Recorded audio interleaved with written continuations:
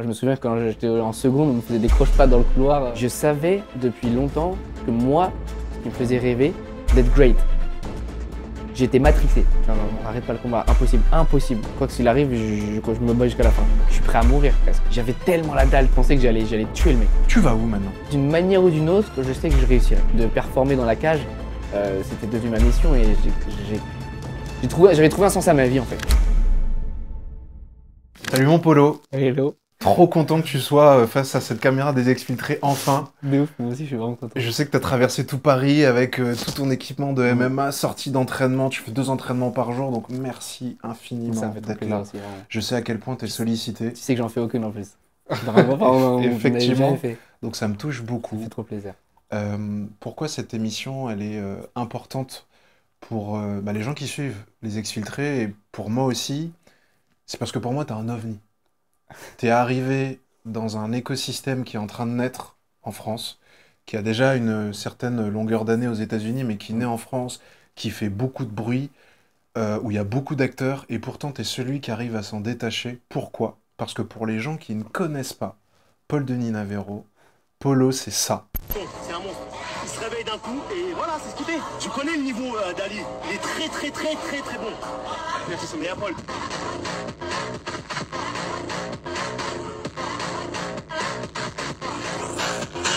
C'est ça. L'entraînement et la vision. La vision, c'est vraiment en mode savoir dans ma tête où je vais être dans 1 an par exemple.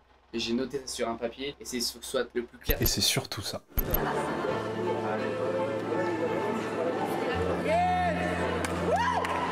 Donc Paul, t'as 22 ans aujourd'hui. Ouais, c'est ça.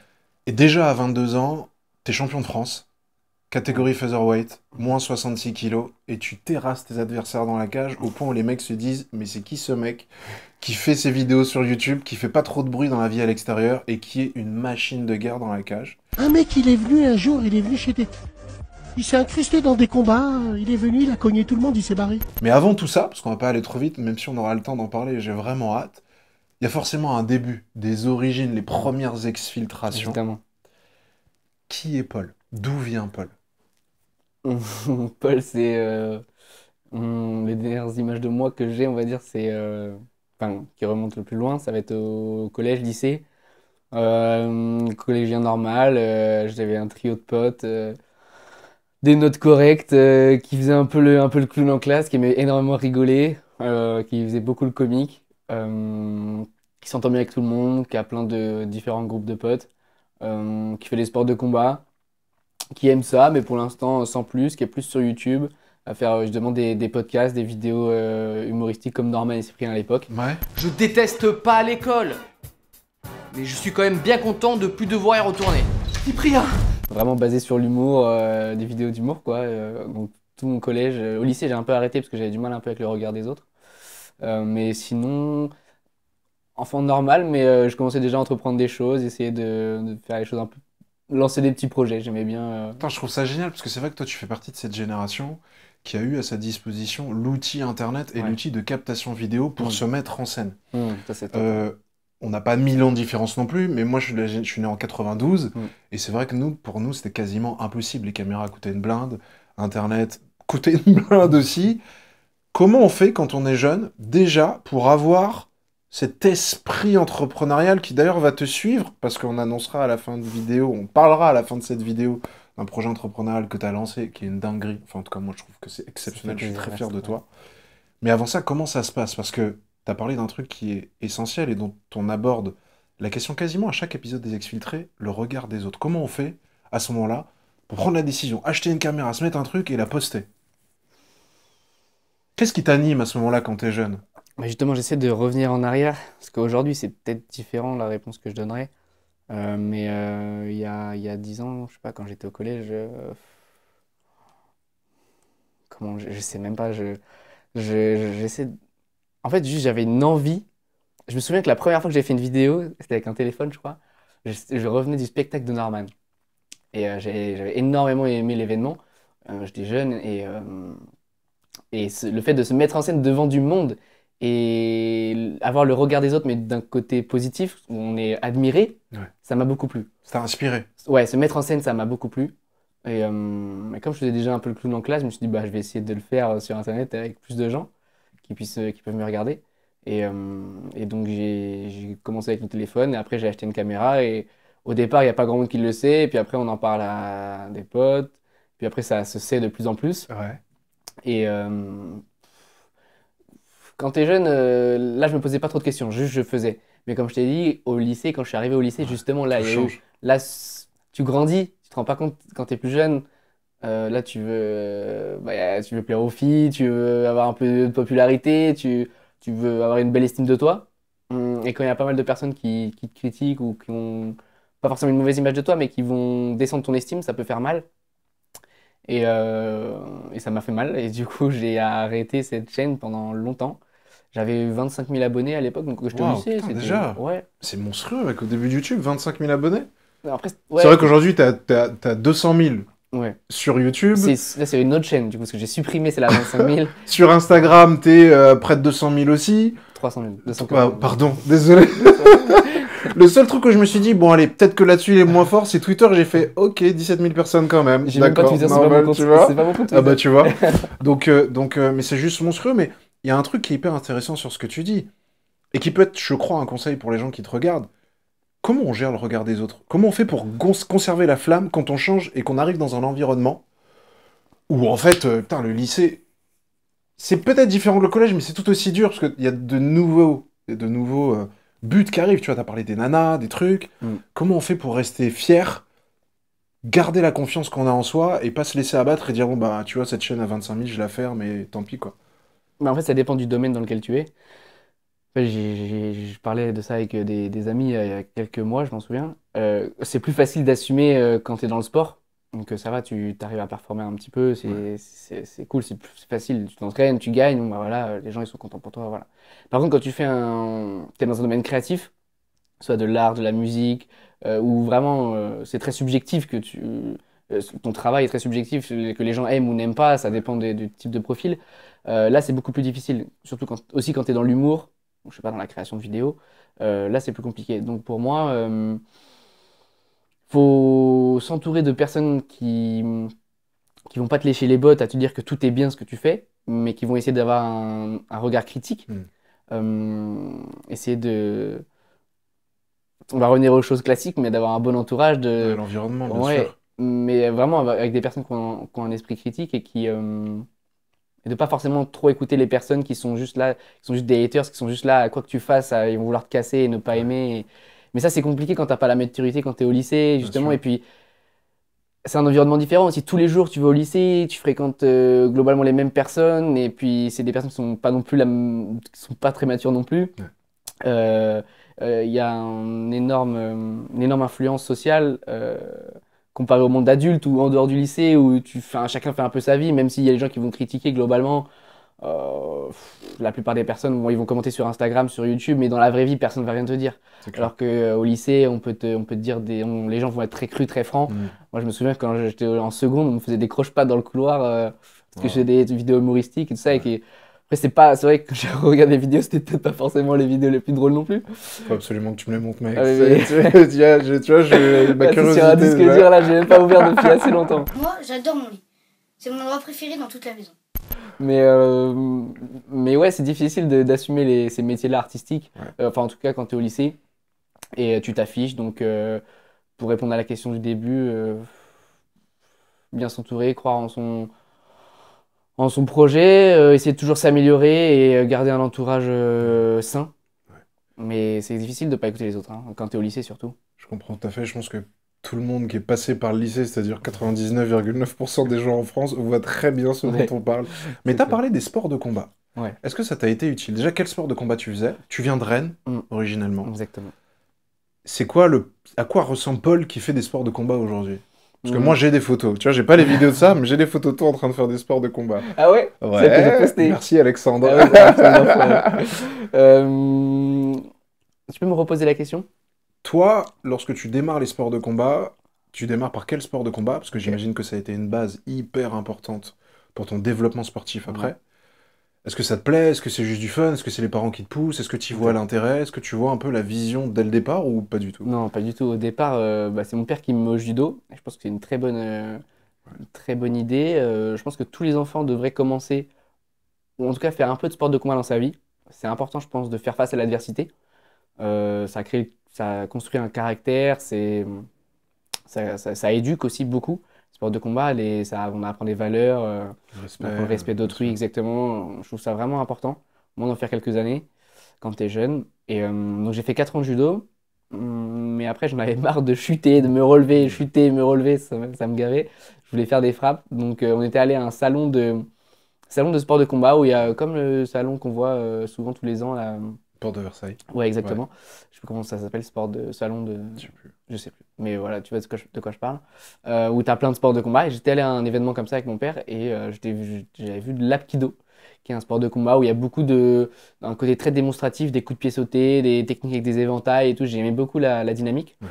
Donc j'ai dit à mon père que je voulais faire ça. J'en ai fait 9 ans. Je suis arrivé ceinture noire et tout. Wow, donc, ok. ouais, c'était sympa. Trop bien. Mais Tes parents t'ont poussé jusqu'à la ceinture noire? non, ils m'ont pas poussé. C'est Donc moi c'est toi qui allais de ta volonté? Non, non, c'est moi qui voulais. Parce que moi, j'ai la chance d'être ceinture noire de karaté, et moi, par contre, je voulais Ouais. pas du tout. Ah Et ouais. ma mère, à partir de la verte, elle m'a dit, tu ne feras rien d'autre tant que tu continues pas le karaté jusqu'à la Ah ouais, ceinture c'est noire. vrai? Et je l'ai détesté à cause de ça. Ah, c'est dingue, c'est Et dingue. aujourd'hui, je lui dis, mais merci. Ah ouais, c'est vrai, tu veux dire merci. Parce que c'est compléter un parcours. Mmh. Et je sais pas si toi, quand tu as eu ta ceinture noire, ça a été important pour toi, que ce soit en termes d'estime ou même de technique.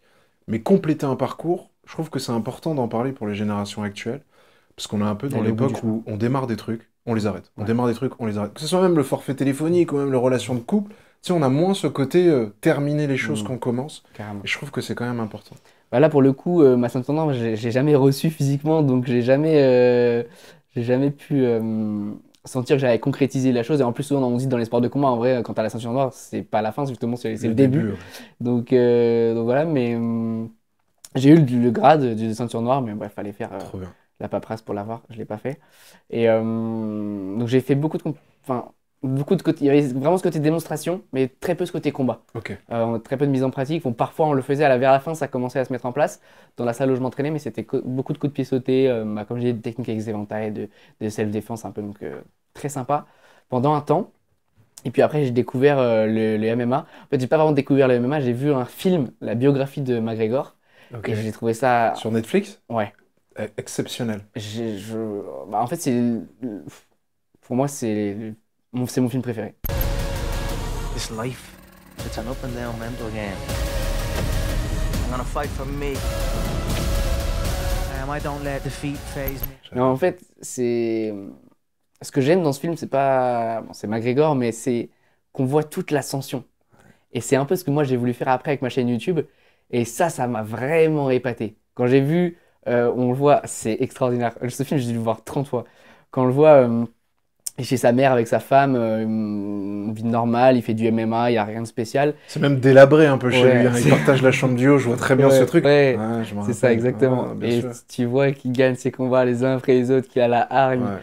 Et tu le vois à la fin du film, mec, il est en jet, c'est une dinguerie, Ouais. c'est extraordinaire. Et que tout ça soit filmé et que ce soit des vraies images, c'est pas une fiction, ouais, c'est bien pas refait, c'est des vraies images, c'est lui. Moi, j'en ai le sourire juste en y pensant. C'est exceptionnel. Et ce film-là, il m'a marqué à jamais. Clairement, j'avais genre 16 ans quand je l'ai vu. Ok. Et je faisais de l'apkido, mais je commençais à en avoir un peu marre, je crois. Et je me suis dit, bah, je vais faire du MMA. Sauf que ouais, je commence un peu à dériver du coup par rapport au sport de Mais combat. c'est très bien, parce que du coup, on suit. Ouais, c'est le Là, chemin. là, tu parles de mini-exfiltration successive. Moi, j'adore. C'est parfait. Ok, bah je continue alors. Donc il y a le film. Que je me suis perdu, il y a le film. Et après, donc j'ai voulu faire du MMA, sauf qu'à Rennes, il n'y avait pas de salle de MMA. Ok. Il n'y avait pas de salle. Et j'entendais parler de salle à Paris, mais en Bretagne, il n'y avait rien. Donc je me suis dit, bah, je vais faire un peu de boxe anglaise, un peu de JJB, je vais essayer de trouver ce qu'il y a, faire le sport de combat, un peu mélanger le tout. Qu'est-ce qui t'attire à ce moment-là? Est-ce que c'est juste McGregor avoir sa vie un peu en mode copier-coller? Parce que parfois, quand on est jeune, on veut juste un copier-coller. Est-ce que c'est le caractère du personnage? Est-ce que c'est le défi physique, la victoire sportive qui t'intéressait? Qu'est-ce qui fait que tu t'es dit, putain, là, je vais passer de la démonstration apkido un Ouais, peu ouais, fun ouais. à en fait un sport qui est hyper Clairement, violent. Et on le voit dans exactement. son documentaire. Il y a de nombreuses blessures, Exactement. il pleure. Mm. Physiquement, c'est hyper éprouvant. Mm. Heureusement, il a sa femme qui est en pilier, tu vois, mais pour un jeune de 16 ans, c'est pas évident. Surtout Euh, quand on n'a rien dans sa ville qui te pousse à le faire. Carrément. Bah, comme tu dis, au début, c'était clairement pour avoir sa vie. Ok. J'étais impressionné par tout le chemin qu'il avait parcouru, mais je me disais, un jour, je veux avoir cette vie-là. Ok. Au début, c'était vraiment ça. Et ça a rendu mon entraînement très difficile parce que je me suis rendu compte à quel point les sports de combat, c'était vraiment difficile pour être vraiment très bon.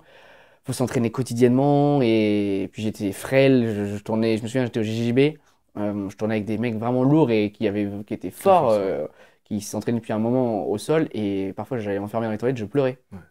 C'était vraiment très dur. Tous les soirs après les cours, après le lycée, j'allais, je faisais mes devoirs et tout, après j'allais à l'entraînement, c'était une salle c'est une salle de musculation, je me souviens. Et en fait, il y avait un côté tatami et là tout le monde pouvait s'entraîner, il y avait des cours de JJB, mais il n'y avait pas de cours de MMA. S'il y avait des cours de MMA, mais c'était vraiment débutant, enfin bref. Et donc là, je faisais beaucoup de JB à cette période et je tournais vraiment avec des mecs lourds et costauds. Et c'était ultra éprouvant. Après la journée de lycée, j'étais fatigué, j'étais pas habitué à avoir j'avais pas cette condition physique où je devais résister au sol. C'est une douleur particulière. Ouais, le sol c'est différent ouais. aussi. Ouais. Et, ça va vraiment creuser au fond du muscle. Ouais, exactement. Et quand tu as du poids sur toi et tu sais pas bouger, tu te fais étrangler, c'est épuisant. Tu te dis, mais je fais que perdre, je fais que me faire soumettre. Mentalement, c'est difficile. Tu te dis, mais en fait, je serai jamais. J'ai rien, j'ai aucun talent, j'ai aucune capacité pour devenir bon en combat. Et donc, vraiment, je me souviens, j'allais à la toilette et je lâchais ma larme. C'est quoi ce que tu vas chercher au fond de toi à ce moment-là? Parce que tu as 16 ans, tu es lycéen. En général, le seul truc qui nous préoccupe en termes de pression, on va dire, c'est le bac à ce moment-là. Sur un sport qui n'existe pas officiellement en France, à cette époque-là, le MMA en tout cas, qui n'est pas autant développé. Qu'est-ce que tu vas chercher au fond de toi pour pas abandonner?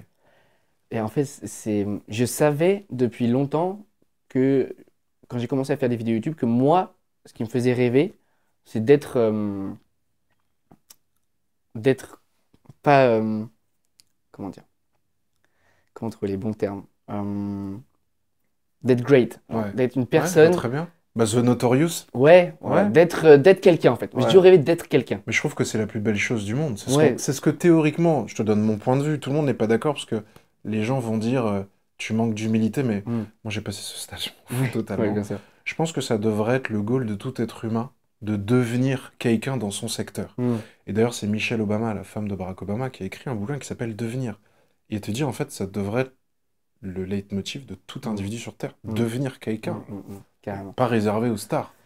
De fou. Moi, j'adore cette idée-là de devenir quelqu'un. Les gens aiment ton travail. Devenir quelqu'un, pour moi, ça veut dire ça, ouais, que les gens aiment ton travail, que tu sois respecté, que tu arrives à gagner ta vie avec quelque chose de respectable. Je trouve ça... Et que pendant des années, tu construis ton craft, ton domaine, je sais pas comment traduire. Tu ta pierre. Ouais, et qu'après des années de labeur, tu arrives à montrer ton travail aux gens et qu'ils apprécient ton travail. Parce que je pense que c'est ce que les gens oublient souvent. De quoi? La manufacture, tu vois, tu as dit craft. La manufacture avant de devenir grand. Ouais, toutes les années où en fait personne te connaît. Ouais, c'est ça. Tu sors tes vidéos, tu as 40 vues. D'ailleurs, dédicace aux 150 personnes seulement qui suivent la page des Sex Filtrés. Mais tu vois, quand tu as le sentiment d'être au bon endroit, je pense que c'est ça qu'il faut alimenter. Carrément. Et du coup, ouais, moi, ce qui m'alimentait au début, c'était vraiment de devenir quelqu'un. Et quand j'ai vu le film de Connor, j'ai fait « Ah, mais en fait... » Parce qu'au début, je me suis dit « Je vais faire humoriste, je vais faire comédien. » Donc, il y a eu une phase où j'étais entre les deux. Je faisais sport de combat et des vidéos YouTube. Je me suis dit « Ah, peut-être faire les deux ensemble et tout ça. » Au final, je me suis rendu compte qu'il fallait que je fasse un choix. Au fil des années, on se rend compte que les deux, pour être excellent dans un domaine, tu ne peux pas faire 15 choses à la fois. Donc, j'ai dû faire un choix. Et le film de McGregor m'a décidé et j'étais vraiment épaté par ce film. Donc, je me suis mis au sport de combat et en fait, pour moi, j'étais matrixé. Mais je te dis, j'étais matrixé. C'est-à-dire que vraiment, encore aujourd'hui, c'est difficile que j'abandonne ce que je fais aujourd'hui. Bon, j'ai trouvé d'autres moteurs aujourd'hui qui sont différents de quand j'avais 16 ans, mais ouais, quand j'avais 16 ans, c'était ma mission en fait. Mais ça l'est toujours aujourd'hui. Mais de vivre des sports de combat et de devenir quelqu'un et de performer dans la cage, c'était devenu ma mission et j'avais trouvé un sens à ma vie en fait. Je me suis dit, en fait, j'étais tellement épaté.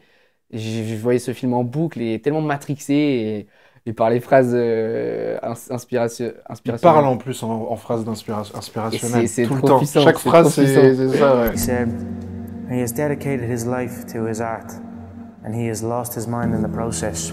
Et voilà, du coup, c'est pour ça que j'ai jamais abandonné parce que ça m'a trop. J'ai trouvé une mission en fait.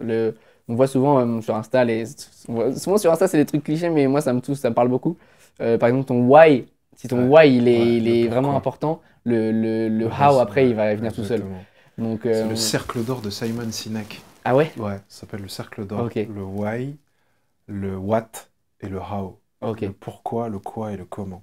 Ok. Et après, tu déroules le chemin. Mais d'ailleurs, en parlant de ce chemin-là, ce documentaire te matrix, tu comprends ton pourquoi, comment ça se passe l'exécution après. Parce qu'il y a une seconde exfiltration qui est quitter Rennes pour aller à la capitale. Ouais. Alors, je vais pas à la capitale tout de suite, mais ouais, c'est vrai que la partie exécution, c'était une phase bien plus compliquée parce que du coup, donc à la base, je suis au lycée. Normal, j'essaie de faire du MMA, sauf qu'il n'y a pas de MMA autour de chez moi, donc je fais un peu de boxe, un peu de JJB, un peu de muscu. J'essaie de me dépasser en courant plusieurs kilomètres. Hein. Je me souviens, le jour où j'ai couru plus d'une heure, j'avais dit à mon père, ouais, j'ai couru plus d'une heure. Pour moi, c'était une folie. Mon père m'a fait, bah, c'est bien, tu grandis, c'est cool. Quoi. Moi, j'étais choqué, j'étais, ouais, je suis content, je me suis dépassé et tout, j'étais vraiment content. Et ça commence par les petits trucs à la base, hein, mais c'est important ces petites victoires-là. Et donc voilà, je fais mon lycée, normal. Les profs ils commencent à me dire qu'il va falloir que je choisisse une voie. Moi je sais que je veux faire du MMA. Ma mère je lui dis ça depuis un moment, mais elle ne croit pas un caramel. Elle me dit oui d'accord. Vas-y, va se calmer un jour. jour. Vas-y, va, ça là, fais ton entraînement et fais tes devoirs. Tu vas faire ingénieur. Ma mère elle voulait que je fasse ingénieur. Okay. Donc j'ai fait un bac S et donc ça se passe comment les cours à ce moment-là quand ton pourquoi il est totalement étranger de ce qu'on te propose à l'école? Bah là je sais que je suis obligé de je vis je vis chez ma mère, donc je suis obligé de faire ce qu'elle souhaite, ce qu'elle veut. Donc elle veut que je continue les cours. Puis je pense que c'est vrai qu'à la base, je sais que je suis matrixé, mais je suis pas non plus. Je suis quand même terre à terre. Je sais que pour l'instant, j'ai rien prouvé. Faut quand même que j'ai mon bac. Je dois avoir au moins certaines bases. Si plus tard je veux recommencer les études. C'est un conseil que tu donnes, ça, aux jeunes aussi, parce que de bah plus oui, en plus jeunes, j'en vois moi même. à la salle qui disent au dojo, non, pas d'études, je vais signer à l'UFC. Je dis, mec, ouais, quand même. Sans parachute, c'est un peu compliqué. C'est ça l'équilibre qui est compliqué, je trouve, parce qu'on dit en même temps, bute-toi dans ta passion, mais en même temps, garde un peu. En fait, je pense que il y a un moment où on peut se buter à fond, mais il faut s'être prouvé un petit peu avant quand même qu'on est capable d'encaisser certaines choses. La pression, bah, pour mon domaine qui est le MMA, d'encaisser la pression des combats, d'être capable d'affronter un autre humain en face de toi qui est quand même solide, préparé lui aussi. Il y a quand même des critères à se valider à soi-même. Il faut être honnête avec soi-même. Faut pas se voiler la face et se dire ah ouais j'ai perdu mes 3 combats mais non mais je vais le faire quand même. Faut être honnête, ok peut-être que j'ai perdu 3 combats. Après tout est possible, donc, voilà, faut jamais désespérer, mais au moins le bac. Au moins le bac, je pense que c'est quand même important d'avoir le bac. Donc puis moi je faisais un bac S. Après, moi, j'ai eu de la chance. J'avais à 12-13 de moyenne, donc ça va, j'étais correct. Mais je sais que si j'avais charbonné le bac S, la filière S, j'aurais pu avoir des très bons résultats et j'aurais pu être ingénieur et tout ça.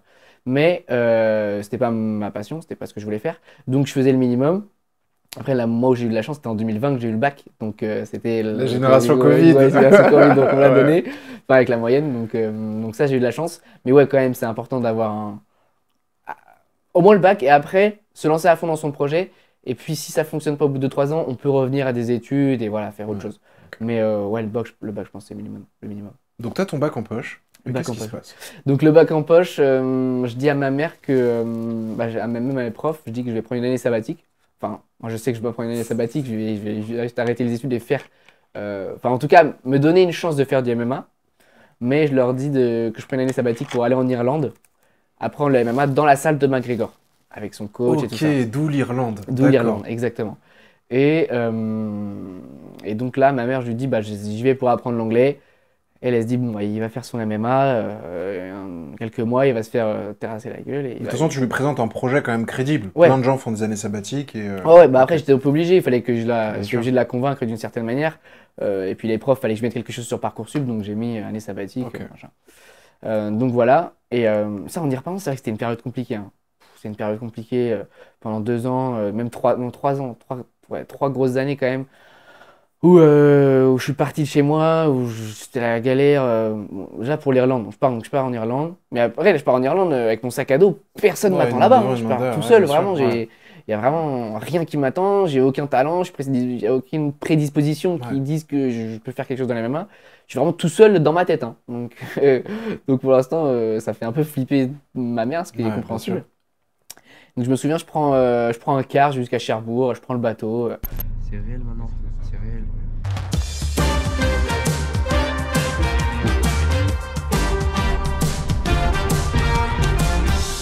J'arrive en Irlande, je vis dans une maison au père. Non, pas une maison. Si, ouais. Tu veux que je fasse toute l'histoire? Ah, mais grave, mais je suis en train de boire tes paroles. Ok, au tout début, je suis garçon au père. Pendant 2 mois, je m'occupe d'enfants, mais genre des petits-enfants. Hein, un petit garçon de 3 ans et une fille, elle a 1 an. Donc je lui change les couches, tout ça. J'adore. Donc toute la journée jusqu'à 16h. Et après... Tout ça pour cet objectif-là, quoi. Ouais. Non, mais j'étais un matrixé. J'adore. Je suis allé sur un site pour trouver une famille au pair qui m'accepte. J'ai dû faire toute une description de moi-même pour qu'ils m'acceptent dans leur famille. Enfin voilà, il y avait toute une procédure assez longue. Ça a pris 1 an. Donc voilà, donc au final, j'arrive chez eux. Je reste chez eux 2 mois. Donc après 16h, je peux m'entraîner dans la salle, sauf que c'est à 45 minutes de là où ils habitent, la salle. Donc je prends mon vélo. Ouais, c'est bien 30-45 minutes, j'y vais à vélo, je fais l'aller-retour, je rentre, je m'entraîne 2 heures. L'Irlande, c'est pas Nice hein, pour faire du vélo. Ouais, non, c'est sous la pluie, c'est pas le top. Le truc, c'est qu'il caille, il doit faire 15 degrés, mec, max. Les vrais Bretons, ils ont pas froid. Et en plus de ça, c'était un peu le Covid, je sais plus exactement, mais il y avait le Covid, la salle, il n'y avait pas grand monde. Je me souviens que les cours des pros, c'était à 11h, donc je pouvais même pas faire le cours des pros, c'était le cours des débutants, loisirs le soir. Bon, il y avait quelques pros le soir, mais voilà, c'était pas le cours des pros. Comment s'appelle cette salle? Le SBG. Le SBG. Ouais. Et moi, je demande à John Kavanagh, le coach de McGregor, si je peux participer au cours des pros. Il me dit oui. Sauf que moi, à ce moment-là, je m'occupais des enfants le matin. Donc c'était pas possible. Moi, je suis obligé pour l'instant de rester chez la famille qui me loge et m'occuper des enfants parce que je me suis engagé. Voilà. Au bout de 2 mois, la salle est ferme, salle d'entraînement, à cause du Covid. Donc là, je dis à la famille, bah, je vais partir. Moi, je suis désolé, j'ai pas de raison de rester là. Je vais pas perdre mon temps. Enfin, c'est un manque de respect de dire ça, mais c'est pas. Non, mais mon de toute façon, but c'était entre guillemets un comment uniquement pour alimenter ton pourquoi. Donc si le pourquoi est en pause, forcément on met en pause le pourquoi. Je change exactement. Donc là, j'essaie de trouver un logement, mais compliqué. Je prends mes affaires et je pars d'Irlande. Je crois qu'à ce moment-là, tu rencontres quelqu'un qu'on aime beaucoup en commun. Non, pas encore. Non, pas encore. Pas encore. Alors je dirais. Pas encore. Là, je rentre à Rennes. Là, c'est compliqué pendant 1 an. Je travaille au McDo pendant 3-4 mois. Je fais des petits boulots. Je fais une saison l'été dans le sud, vers Biscarrosse. Je travaille, je mets des sous de côté. Ma mère qui me rabâche, inscris-toi sur Parcoursup, faut que tu refasses tes études. Ouais, tu as bien vu que ton projet là, c'était n'importe quoi. Reviens dans la réalité, s'il te plaît. Moi, j'y crois toujours. Je suis buté. Je m'entraîne sur les terrains de foot avec. À quoi tu t'accroches? Parce que putain, mec, c'est vrai que vous êtes une génération Covid où ça a été 2-3 ans très particuliers. Et toi, en plus, t'as génération Covid et 2, un goal où c'est pas genre tu toques à la mairie et on te dit oui, il y a 100 000 personnes qui ont fait du MMA avant vous. À quoi tu t'accroches à ce moment-là? Parce que c'est le documentaire de McGregor, tu l'as vu 15-16 fois. Ouais, mais ça dure, hein, encore aujourd'hui. Ok. Encore aujourd'hui. À l'époque, quand je me raccroche, c'est une mission. Je me dis que je suis en mission. Ouais. Je me dis que je suis en mission. Okay. Je suis prêt à mourir presque. Je te jure que c'est pas des mythos. Je le comprends grave. Vraiment, je suis prêt à mourir. En fait, dans ma tête, il y a... En fait, mon rêve, c'est de réussir dans la vie. Et en fait, quand j'ai vu en tout cas, j'avais quelques années d'entraînement, même si j'étais pas très fort, il n'y a aucun autre domaine où j'avais des connaissances en fait. Business, je connais rien. YouTube, j'ai essayé un peu, mais bon, il n'y a pas grand-chose. Juste les sports de combat, j'ai fait quelques années. Je connais les techniques de sol, j'ai des bonnes jambes. C'est le seul domaine où j'ai un petit niveau, même si j'ai pas de talent. Donc je me dis, il faut que je charbonne là-dedans si je veux réussir. C'est là où j'ai le plus d'avance. Il faut que je me mette tout all-in là-dedans. Et là, je suis vraiment en mission. Donc je me raccroche à ça. Je me dis, je sais que je vais réussir. Je sais que je vais réussir. C'est compliqué en ce moment. Je sais que ça marchera. Après, il y a beaucoup de doutes. Hein. Je me dis, bon, c'est compliqué, mais je lâche pas l'affaire. Et donc voilà, je travaille l'été. Je reviens en décembre. Je fais des petits boulots. Je me souviens, je travaille un truc de burger. Je fais plein de choses. Bref. En septembre, je retourne au SBG. Je retente ma chance. Pareil, auberge de jeunesse. Non, pas pareil du coup, parce que la première fois j'étais en maison au père. Cette fois-ci auberge de jeunesse, donc là tu payes à la nuit, t'as plein de gens, d'étrangers, des touristes qui font le tour du monde. T'es dans un dortoir avec 10-15 personnes. Je développe d'ailleurs là-dessus où je rentre dans la chambre, t'as des mecs, le cul à poil, ils dorment et tout. Putain, mais mec, c'est fou, quoi, parce que tout ce que tu es en train de me dire, c'est des sorties constantes de zone de confort. Tout le temps, mais tout le temps. Mais est-ce qu'à la fin, sortir de sa zone de confort, ça devient pas archi easy? Si on peut dire, parce que quand même, tu nous racontes des trucs qui sont rares. Parce que, un, déjà, t'es matrixé. Et deux, en fait, l'Irlande t'a fait. Tu le refais. T'as la saison, t'as le McDo, t'as l'auberge de jeunesse. Et moi, je l'ai vu quand on était ensemble en Thaïlande, parce qu'on a passé un mois ensemble. En fait, toi, t'as une faculté à dire, paf, je vais là, paf, je suis ici, paf, je fais truc. Et on fait, mais il est où, Paul? Ah, mais il est déjà parti. Ah, mais il a déjà fait ses trucs. Et moi, je trouve ça top.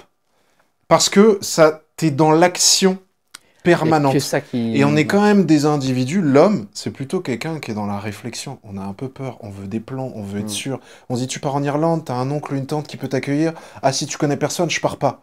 Alors qu'en fait, ouais, il y a l'option auberge de jeunesse. L'intérêt de quitter sa zone de confort en permanence. Mais moi, je voulais surtout parler de, là, comme tu as dit, le fait de passer à l'action.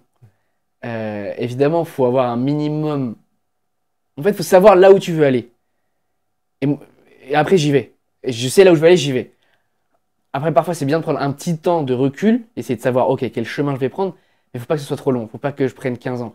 Je vais vraiment, il me faut le nécessaire, juste l'essentiel. Ouais. J'ai juste besoin de savoir, ok, je vais aller en Irlande pour apprendre le MMA, ok, bah j'y vais comment? Bah en bateau. C'est possible d'acheter un ticket? Ok, je prends, vas-y, bah j'y vais, j'achète le ticket. Ouais. Je sais que je peux dormir partout. Moi, en vrai, je sais que j'achète un matelas gonflable, si je trouve rien, je le mets, je te jure, je le mets sous un pont, je dors sous un pont. Bien sûr. Donc moi j'ai mon sac d'entraînement, d'ailleurs à des moments j'étais à l'auberge de jeunesse, j'étais avec mon sac, c'était très relou, je me trimballais, j'avais mon vélo aussi, j'avais que mon vélo et mon sac en Irlande. Okay. Et je savais que même je me souviens, oh là là, putain, ça me rappelle tout le bloc des souvenirs, au début je trouvais pas d'auberge de jeunesse, je demandais à des gens s'ils pouvaient me loger. Les auberges de jeunesse elles sont complètes genre ce soir, c'est un truc de ouf. Et du coup je vais aller chez mon cousin à Belfast, juste pour la soirée. Là je vais aller réserver la semaine prochaine. C'est ouf. Je sais qu'il y a une dame qui m'avait logé, j'étais resté une nuit, et après j'avais trouvé autre chose, parce que bon, j'avais pas resté, je voulais pas non plus déranger les gens, mais après j'avais trouvé l'auberge de jeunesse. Et là, un vrai level que j'avais dépassé, c'est quand j'ai pu... donc là, parce que c'était un moment quand même, faut que je me remémore, enfin c'était pas si longtemps que ça, c'était il y a 3 ans, mais il faut que je remémore un peu les étapes. Donc là, je suis en Irlande, donc je dors dans une auberge de jeunesse, je retourne au SBG, ils m'ont pas vu depuis des mois et tout ça. Donc je me réinscris, je retourne aux entraînements. Cette fois-ci, je suis disponible pour m'entraîner le matin à 11 h. Mais tout le monde ne peut pas s'y entraîner. Donc au départ, je fais un premier cours. Je demande à John Kavanagh, l'entraîneur de McGregor, si c'est possible de s'entraîner. Il me dit, vas-y, fais un cours d'essai, on va voir ton niveau. Il me dit, ok, c'est correct, enfin, c'est pas correct. T'as les petites bases, viens au cours, on va améliorer tout ça et tout ça. Là, quand même, c'est ouf. C'est dingue. Parce que, mec, là, c'est le moment où je crois, où tu touches pour la première fois le plus près le documentaire qui t'a motivé à être là.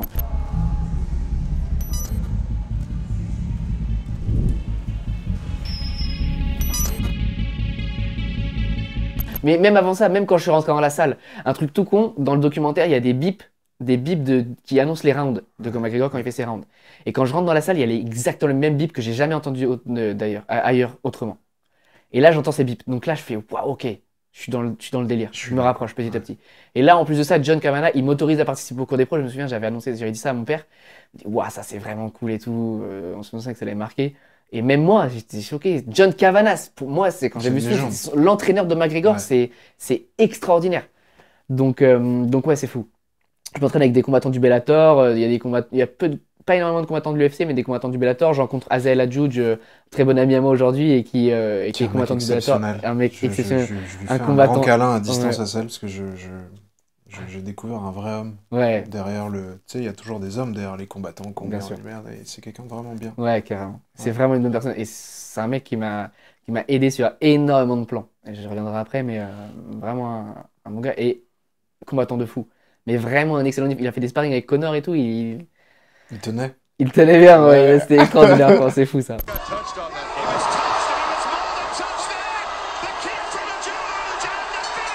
Mais donc voilà, j'ai rencontré McGregor, je commence à faire les cours des pros, voilà, je m'entraîne, mais bon, il faut commencer à trouver un vrai logement, essayer d'avoir un travail pour gagner des sous quand même, je peux pas m'entraîner comme ça et rien d'autre à côté.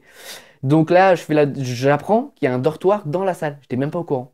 Donc là, je me dis, ok, il fallait pas me dire ça, il fallait pas me dire ça, c'est mort. Donc là, je fais tout ce que je peux pour avoir une place.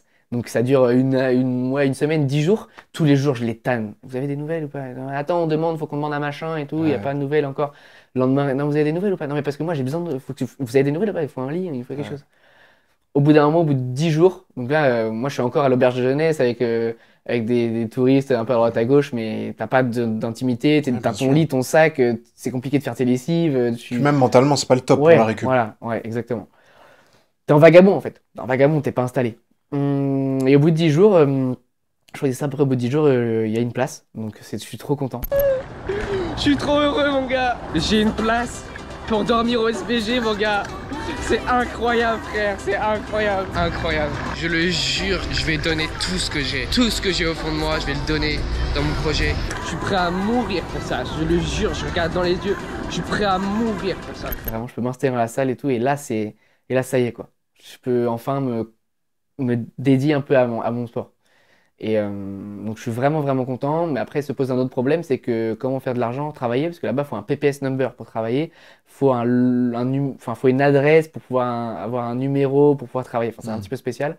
Et comme on pouvait pas donner l'adresse de la salle pour le PPS number, c'était pas possible, je sais pas pourquoi, je pouvais pas travailler. Donc j'étais vraiment sur mes économies. Donc heureusement que j'avais travaillé un peu moins, jusqu'en janvier 2022, je suis sur mes économies. Donc de septembre à janvier, je crois que c'était pendant 5 mois. Je m'entraîne, je suis sur mes économies. Je sais que ma mamie m'a envoyé un peu de sous et tout ça. Ça fait dédicace à mamie qui a participé au projet. Ça fait très plaisir. Ouais. Et je me souviens, ma mère elle était venue aussi d'ailleurs en Irlande me voir. Et je me suis cassé la gueule. Je me suis cassé la gueule. Elle a dit, babe, qu'est-ce que tu fais? Qu'est-ce que tu fais? On rentre à la maison, on vient faire l'étude d'ingénieur là.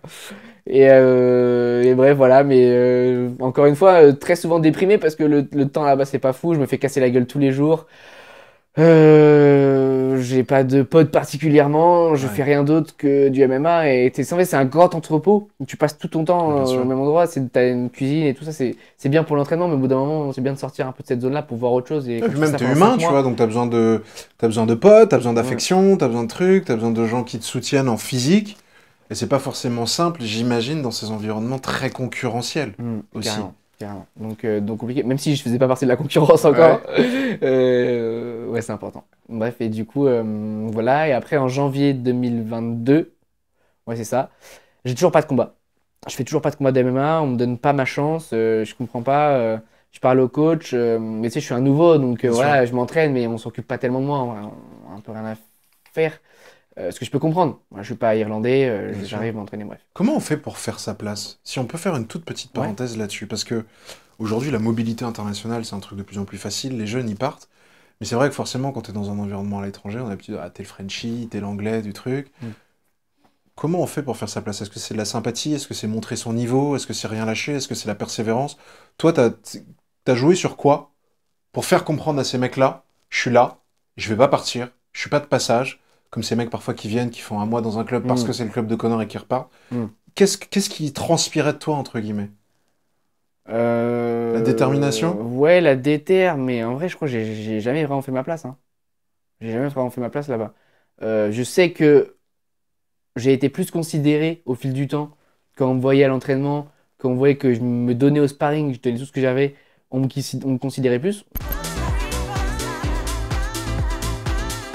Truc tout bête, mais on me disait bonjour, quand on me voyait, on hochait la tête, alors qu'au début, tu vois, je suis un inconnu, rien à foutre les gens, rien à foutre. Mais je peux comprendre, hein. Je suis pareil, je vois quelqu'un, je m'apprête pas à quelqu'un que je vois de nouveau dans la salle, je suis là pour m'entraîner, donc il n'y a pas de souci là-dessus. Mais je voyais un peu plus de considération, donc ça faisait plaisir.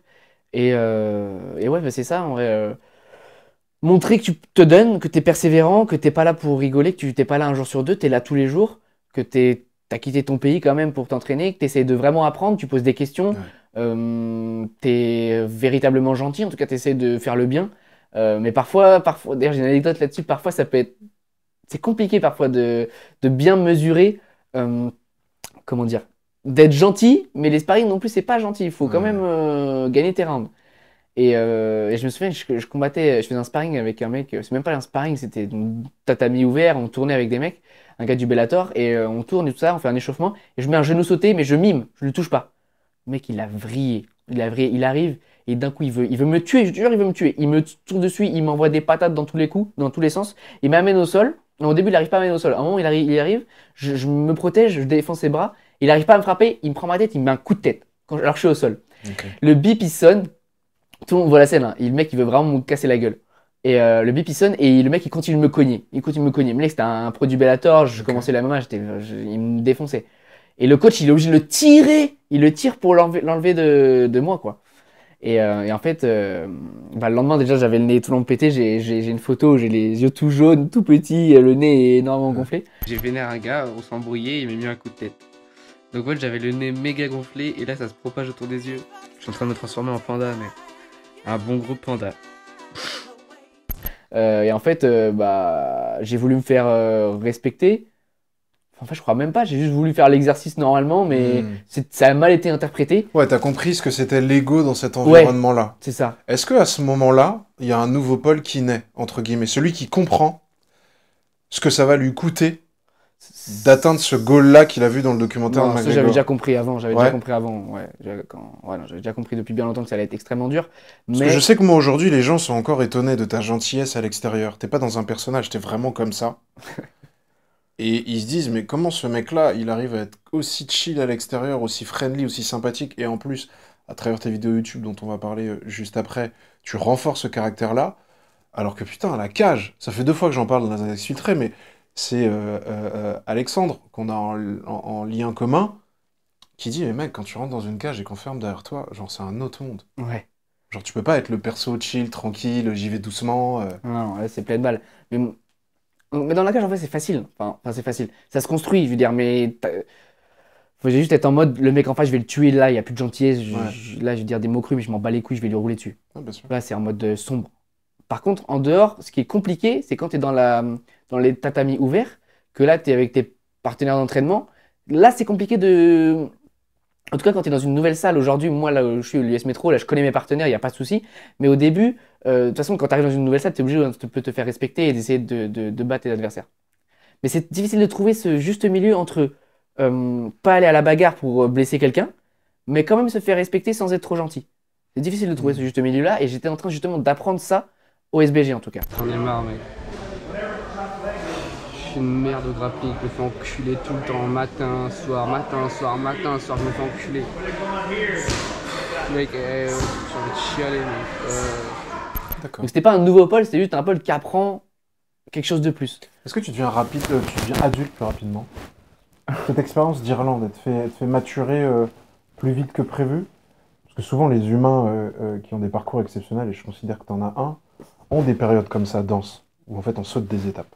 Parce que pendant que t'es là, on n'en parle pas, mais t'es pas là à t'amuser, t'es pas là à te réveiller gueule de bois, Non, t'es pas là, putain merde, j'ai un découvert, vas-y c'est pas grave, mes parents ils vont... Tu vois? Ah, non. T'es dans ta déterre, donc t'as pas un peu cette phase-là de jeunesse, un peu décousue, où pendant 1 ou 2 ans, en général c'est les premières ou deuxième année d'études, on fait la mala.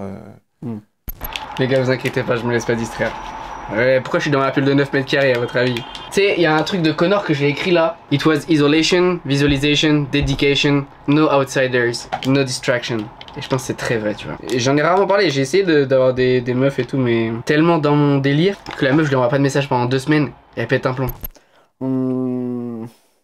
Je pense que j'ai toujours eu je peux être dans les deux extrêmes. Je peux être moins aujourd'hui, mais en tout cas avant j'étais beaucoup plus un gamin, je pouvais rigoler de plein de choses et tout ça, et avoir un côté, par contre, je garde quand même dans le coin de ma tête ce que je veux faire. Enfin, en tout cas à partir de mes premières années de lycée, j'étais vraiment un gamin, je rigolais, je faisais des conneries, en classe je faisais le clown, mais par contre après les cours en fin de journée, par contre j'oubliais pas ma mission et mon focus, et là par contre là-dessus j'étais déjà mature. J'avais déjà une vision long terme et je savais que je voulais pas, moi, me retrouver dans quelques années en galère de sous. J'avais déjà une vision long terme et je savais que je voulais construire quelque chose. Ça, c'était extrêmement important pour moi, et que je voulais déjà devenir quelqu'un. Ça, j'avais toujours ça en tête, et ça m'a jamais lâché. Donc j'avais les deux extrêmes. Très gamin en classe, mais bon, après je faisais quand même mes devoirs, j'avais mes notes minimum qu'il fallait. Et après, la maturité pour rester focus sur mon projet. Okay. Donc, pour répondre à ta question, après cette partie-là au SBG, je sais pas si elle m'a fait grandir plus vite, parce que déjà en partant, j'avais déjà les pieds assez, j'étais assez pied à terre. Mais oui, c'est sûr que ça, quand même, ça te fait grandir assez vite quand tu dois faire tes courses, tu dois manger sainement, donc tu commences à t'enseigner un petit peu sur comment bien manger. Tu dois ramener tes courses. J'avais acheté une trottinette électrique, donc j'étais avec mon sac de courses, je ramenais du supermarché au dortoir. Certaine organisation. J'ai parlé d'hygiène, mais en vrai, tu sais quand même la base quand même quand tu as cet âge-là. J'essaie de réfléchir sur d'autres aspects, mais je sais pas si c'est ça qui m'a fait devenir adulte plus vite. Je sais pas. Je sais pas, je saurais pas répondre là-dessus. Donc, J'avais déjà une certaine maturité en tout cas. cet épisode Irlande Ouais. se clôt. Ce clôt en janvier de 2022, ouais. Ok. Je pars et je pense. J'étais persuadé que j'allais revenir. Ouais. Persuadé que j'allais revenir. Et Azel, il me dit. Va. Parce que là, je commençais vraiment à manquer de sous. Enfin, il me restait 200 euros, quoi, j'avais plus rien. Et Azel me dit va à Paris, au NR Fight. Il y a Johnny Frachet qui peut t'entraîner. Je le connais très bien, c'est un très bon coach. Donc j'y vais. Encore une fois, pas de logement, hein. J'arrive à Paris, juste j'avais un pote de lycée qui était à Ivry. On s'était pas parlé depuis un moment et je lui dis est-ce que tu pourrais m'aider juste pour une semaine tant que je trouve un logement. Au final, je suis resté 4 mois chez lui. Encore une dédicace à un mec qui a Exactement. participé au truc. Et donc, au début, je restais une semaine. Mais en fait, on s'entendait. C'était 16 mètres carrés. Hein. C'était 16 mètres carrés. Il avait une chambre Ouais, d'étudiant. là, faut une Moi, je bonne dormais sur son entente. bureau. Sur son bureau, on dormait ensemble et tout. Après, il avait sa copine dans le même immeuble. Donc, parfois, il sortait Ouais, et tout. Donc, ok. voilà. Et moi, je payais les courses et on s'arrangeait comme ça. Mais je travaillais. J'ai fait plein de petits boulots. Enfin, il y a tellement de choses à dire, putain. Et je racontais quoi Donc, là t'arrives à Paris Ouais, j'arrive en à Paris, 2022, fin 2022, merci. C'est ça. et on te parle de Johnny Frachet, Voilà, exactement. Merci. qui est un coach exceptionnel, Exactement. qu'on voit, et j'en suis ravi de plus en plus sur les réseaux sociaux. Ouais. J'ai la chance de pouvoir parfois échanger avec lui quand je vois des trucs, et je lui dis, mais Johnny, merci, parce que je trouve que c'est un mec qui envoie des bonnes ondes, Ouais. et qui, C'est le meilleur. qui a réussi à créer, au sein de ce club de l'US Metro, parce que ça, là tu parles de la dernière fois, mais aujourd'hui l'US Metro, un écosystème, créer une famille.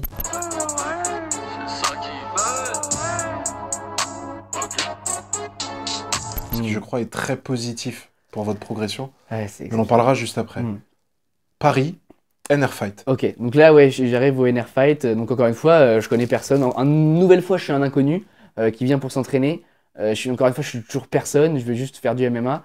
J'arrive, jour de sparring. Donc là, obligé de s'assumer. Là, ça se cogne dessus. Premier jour, on se Ouais, pétard. je suis obligé de se faire respecter. Je me souviens que j'ai fait une énorme bagarre avec un énorme de mes potes aujourd'hui. Mais une énorme bagarre, vraiment, j'avais tout donné.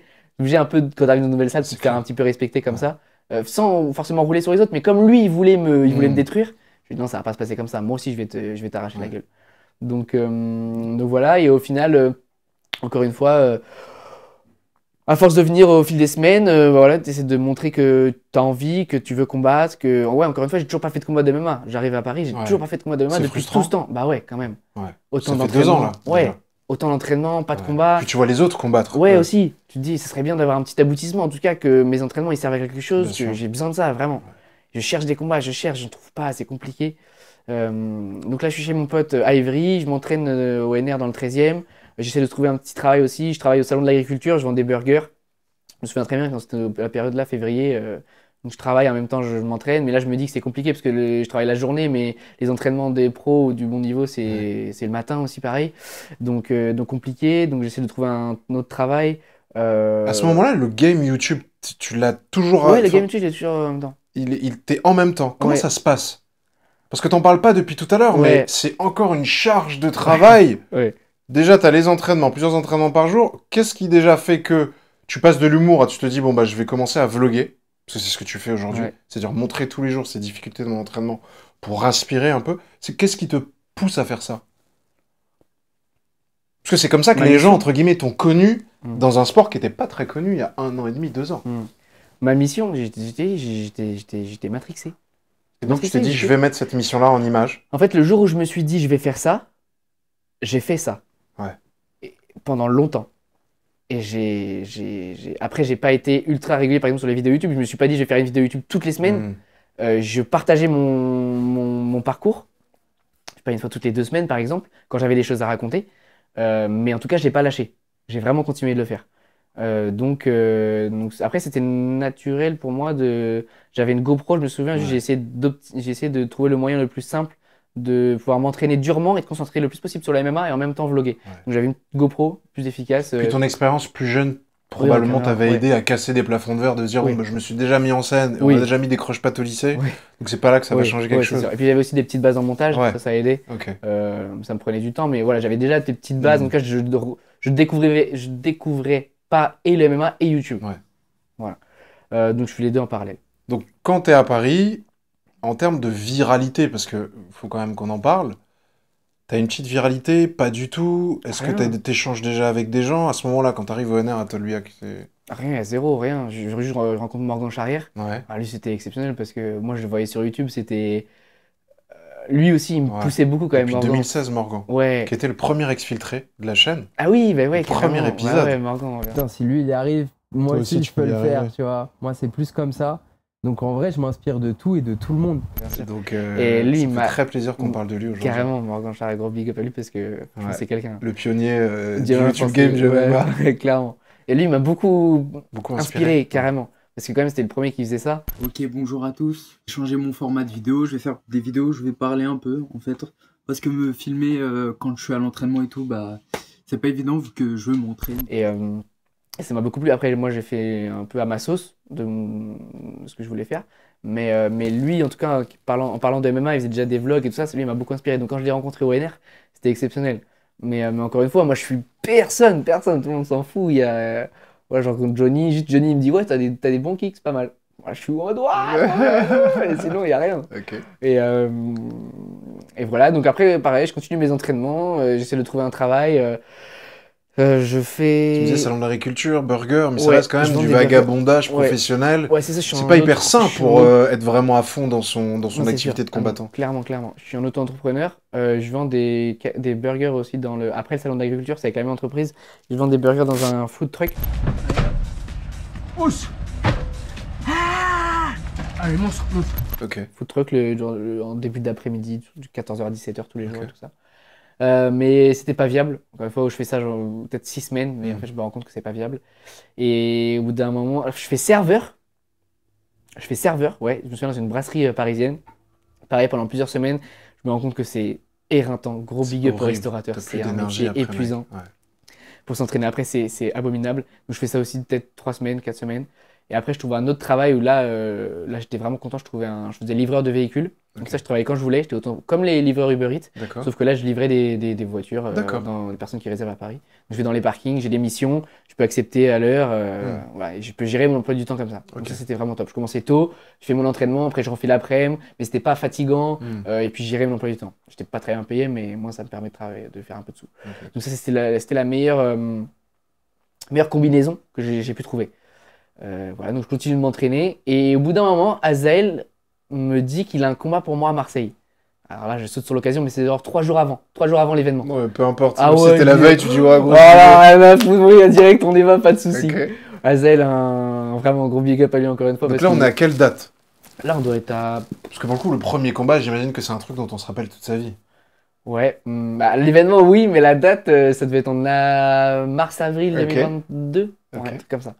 Et Azael, encore une fois, on se connaissait, mais pas tellement non plus. On avait dormi ensemble, enfin, on logeait ensemble au SBG.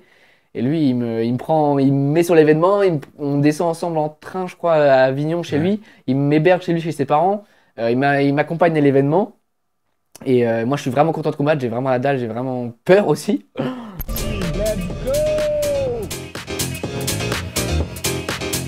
Mais j'ai vraiment hâte de enfin pouvoir tester mes skills Ouais. en Que tu réalité. peaufines depuis 2 Ouais, ans et demi maintenant. exactement. Et en fait, on arrive et moi, je pesais 66 kilos. J'avais fait la diète pour combattre. Et en fait, on me dit que mon adversaire, il fait 77 kilos. Il fait 11 kilos de plus. Wow. Moi, je dis, bah, nique ça, Ok. rien à foutre. Pas de soucis, let's go, on y va. Pas de problème. Donc on s'est, bah pareil, bah voilà, l'événement normal, on s'échauffe. On attend le soir, on fait l'échauffement, on attend le soir, on s'échauffe et ensuite bah après vient au moment de rentrer dans la cage. J'étais. Et là, mec, qu'est-ce qui se passe? Que ça soit physiquement ou mentalement? Parce que je sais pas comment on peut transcrire, si c'est possible de transcrire oralement, ce qui se passe quand pour la première fois on rentre dans une cage. Mais en fait, moi j'étais tellement matrixé qu'en fait justement j'étais peut-être trop matrixé, je pensais que j'allais tuer le mec. Ouais. pensais que j'allais tuer le mec, j'étais sûr de moi, j'allais le tuer. J'avais tellement la dalle, tellement toutes les épreuves que j'avais traversées, trop d'entraînement, j'étais sûr que j'allais le tuer. Donc je rentre comme un ouf. Je rentre en mode Shimaev qui rentre face à Burns. Et Azael il me dit calme-toi, Les yeux de calme-toi, l'enfer. détends-toi, calme-toi. Et moi je suis en mode ouh, let's go et tout. Je gueule partout quand on m'appelle.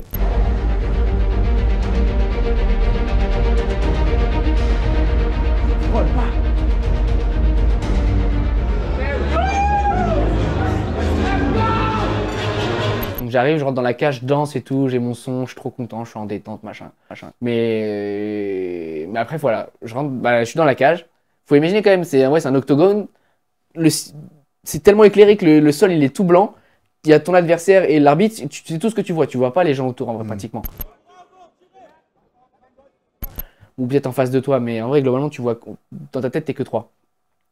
Et enfin t'es que 2 même, en vrai l'arbitre tu te considères même pas, il y a que ton adversaire et toi.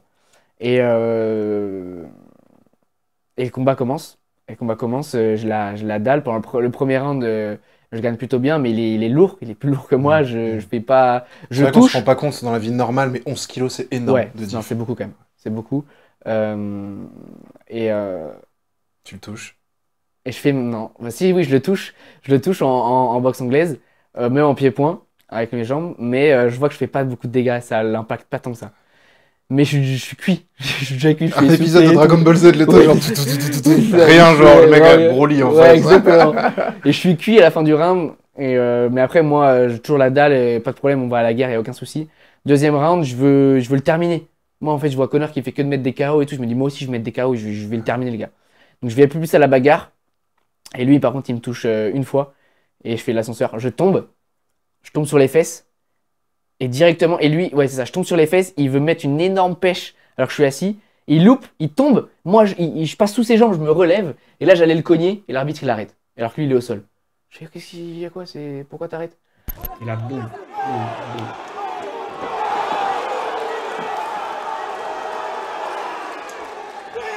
Là, le sol.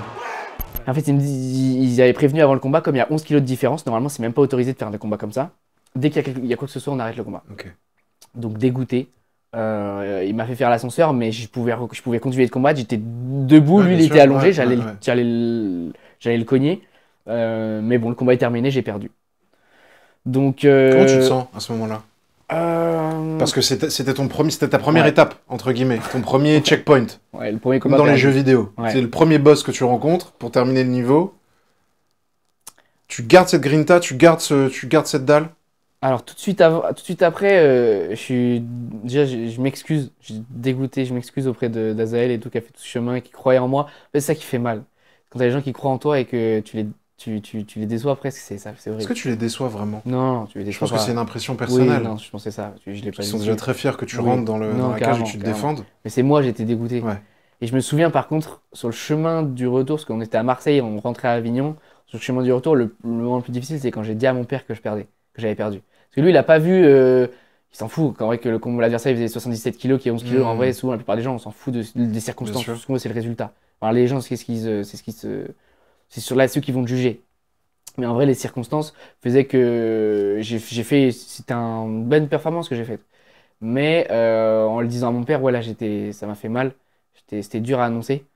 Et donc, ouais, cette phase-là, c'était compliqué. Mais après, je suis matrixé. Après, je suis en mission et je sais que je vais le faire d'une manière ou d'une autre. Je sais que je réussirai.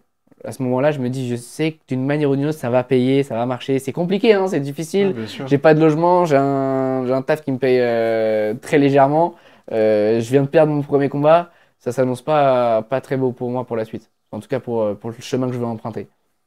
Mais après, voilà, il n'y a pas de secret. Je continue de m'entraîner, je continue de travailler. Et après, je trouve un autre combat en Suisse, dans un casino à Bâle, on dit. Bâle, je crois, c'est ça. Là, je fais un premier combat et puis je soumets le gars au premier round. Donc, j'étais vraiment content. Je me rappelle de cette vidéo sur YouTube, on mettra l'extrait. On doit descendre dans un ascenseur. Ouais, c'est ça, exactement. Ouais, exactement. Je trouve que t'arrives dans cette vidéo. Je crois que c'est une des premières vidéos que j'ai regardées de toi. Quand Alex m'a parlé de toi pour la première fois. Quand on s'est vu la première fois chez Alex. Et j'ai commencé à regarder tes vidéos. Et je trouve que tu avais une manière artistique de nous emmener avec toi, tu sais, l'ascenseur, un peu à la John Wick, couloir, tout Ouais. sombre, Ouais. du métal partout. Ouais. Et ça fait vraiment, tu te dis, ouah, combat de, tu sais, combat L'ambiance, de elle est sous-sol, particulière, genre ouais. ambiance L'ambiance, vraiment On bizarre. dirait, je faisais le parallèle, on dirait un combat à Chicago dans un Exactement, vieux c'est sous-sol et tout. exactement ça. Parce que là, Truc de mafieux un peu. Ouais, c'est ça. En fait, t'as la cage, après t'as des petits balcons, mais le sol le plafond est assez bas. Déjà, la cage, elle est en sous-sol, elle est sous le casino, et la partie pour s'échauffer, elle est encore en dessous. Ouais. Tu prends l'ascenseur pour descendre à la salle d'échauffement. C'est même pas une salle d'échauffement, Ouais, c'est c'est une un salle parking quasiment. Ouais, c'est ça, pour stocker le matériel. Exactement. Et donc, t'as du béton partout. C'est comme un parking, tu vois, où t'as plusieurs étages, c'est pareil. Donc, ils ont posé 3 matelas, et là, tu t'échauffes, tu vois ton adversaire à côté de toi, et tout ça. Donc, c'est une bonne petite pression quand même.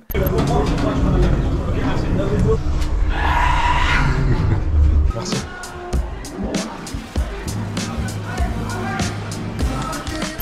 Et je me souviens que j'étais fier de cette vidéo et fier de ce combat. Et après, voilà, tout s'enchaîne. Après, tout s'enchaîne, non, ça prend beaucoup plus de temps que ça. C'est encore bien plus long. Là, après, je m'entraîne encore longtemps. Après, mon 3e combat, c'était où? Après, je fais quelques combats à droite à gauche. Je fais. Attends, que faut que je me souvienne. Parce que là, le 2e combat à HFC, ça devait être mai. Ouais, ça devait être mai. Après, juin, pareil. Juin, juillet, août, je travaille. Ouais. Je continue de m'entraîner. Je fais peut-être quelques combats, je me souviens plus. Et YouTube, ça prend en même temps?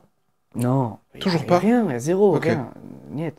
Peut-être, je crois que sur mon premier combat, je fais 1000 vues. Ok. Ça doit être ça, Ce 1000 qui est déjà vues. énorme. Ouais, je lui dis, ouais, Moi, c'est parfois, cool. j'essaie d'avoir du recul et de me dire, mec, il y a 1000 personnes, ou du moins, il y a un certain nombre de personnes qui t'ont donné 1000 vues. Ouais. C'est du temps quand même Non, donné, c'est vrai donc que c'est c'est-à-dire cool. que t'intéresses les gens.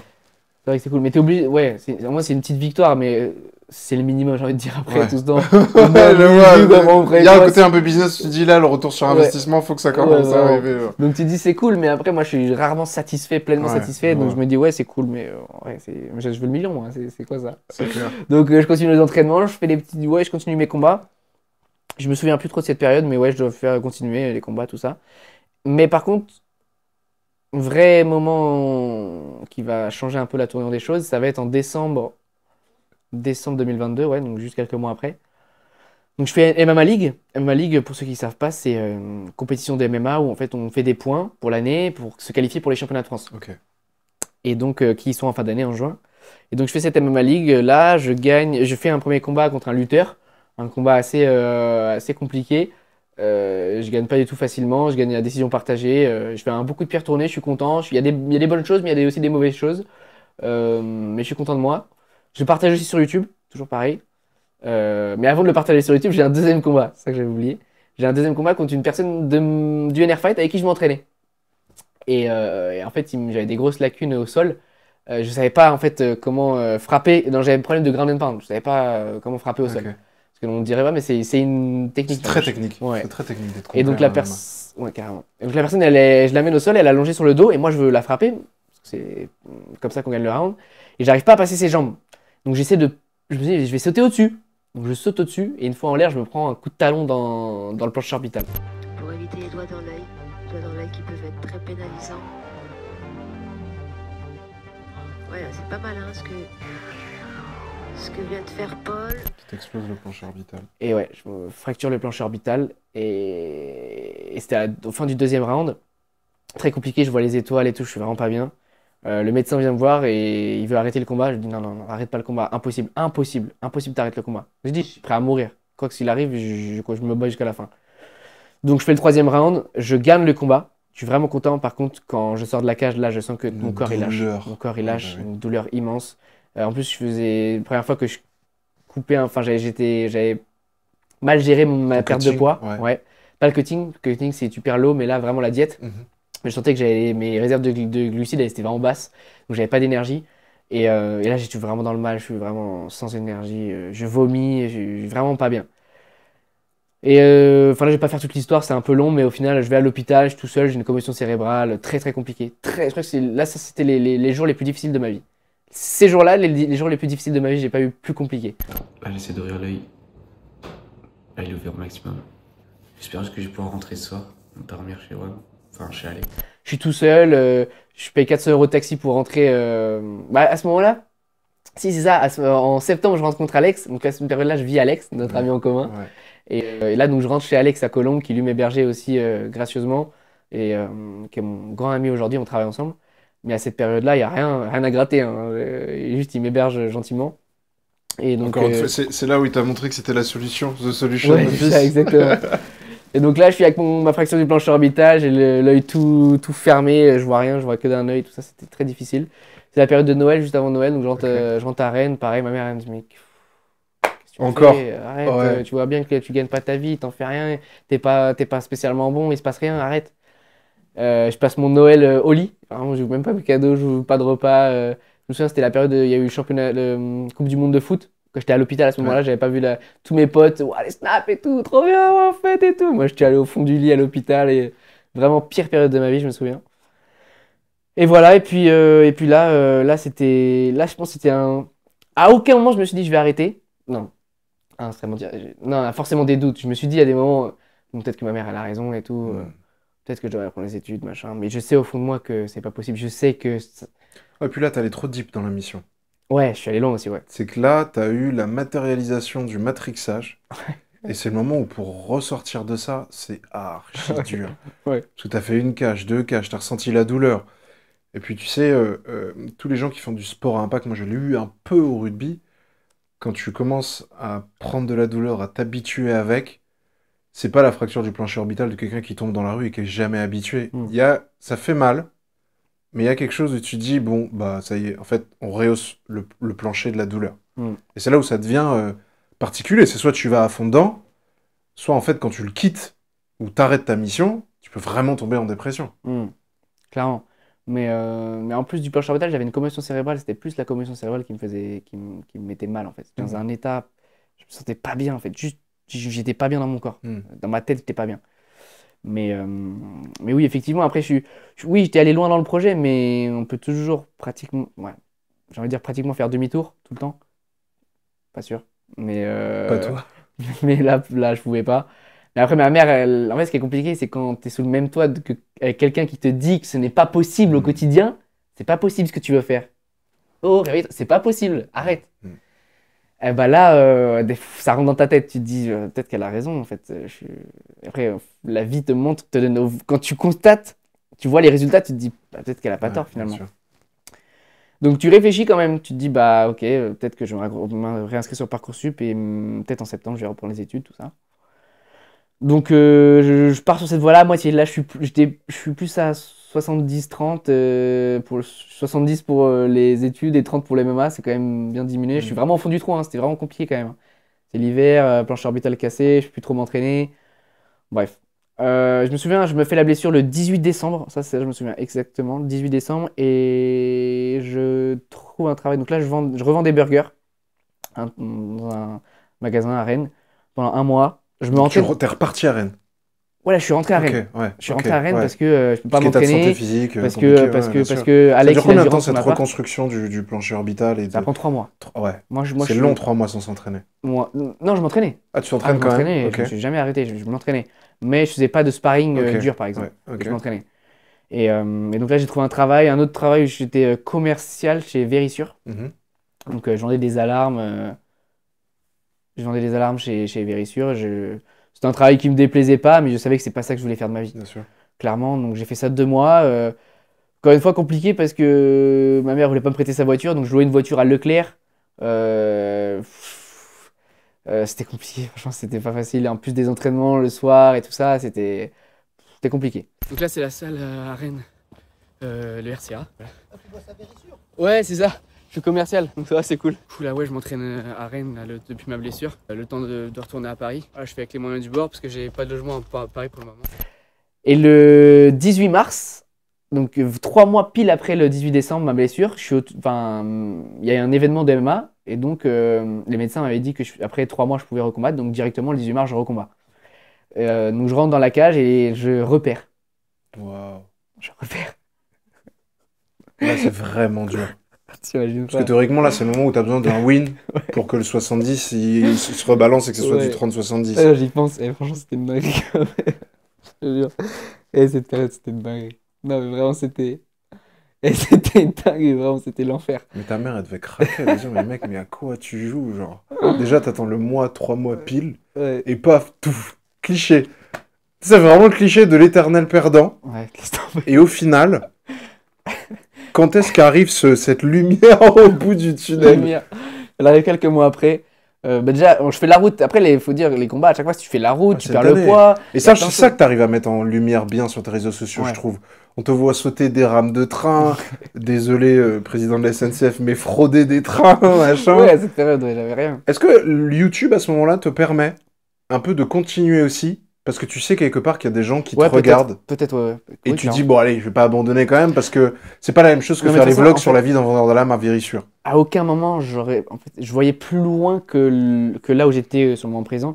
Je me voyais pas dans 5 ans être en études en école de commerce, en école d'ingénieur, ou même dans 10 ans, être ingénieur. Après, peut-être que c'est. Moi, je pense que je peux m'épanouir dans plein de choses, mais je me voyais pas être ingénieur dans quelques années. Après, je pense, ça se trouve, si j'avais pas eu la passion de MMA, carrément possible. Le métier d'ingénieur, c'est un très beau métier.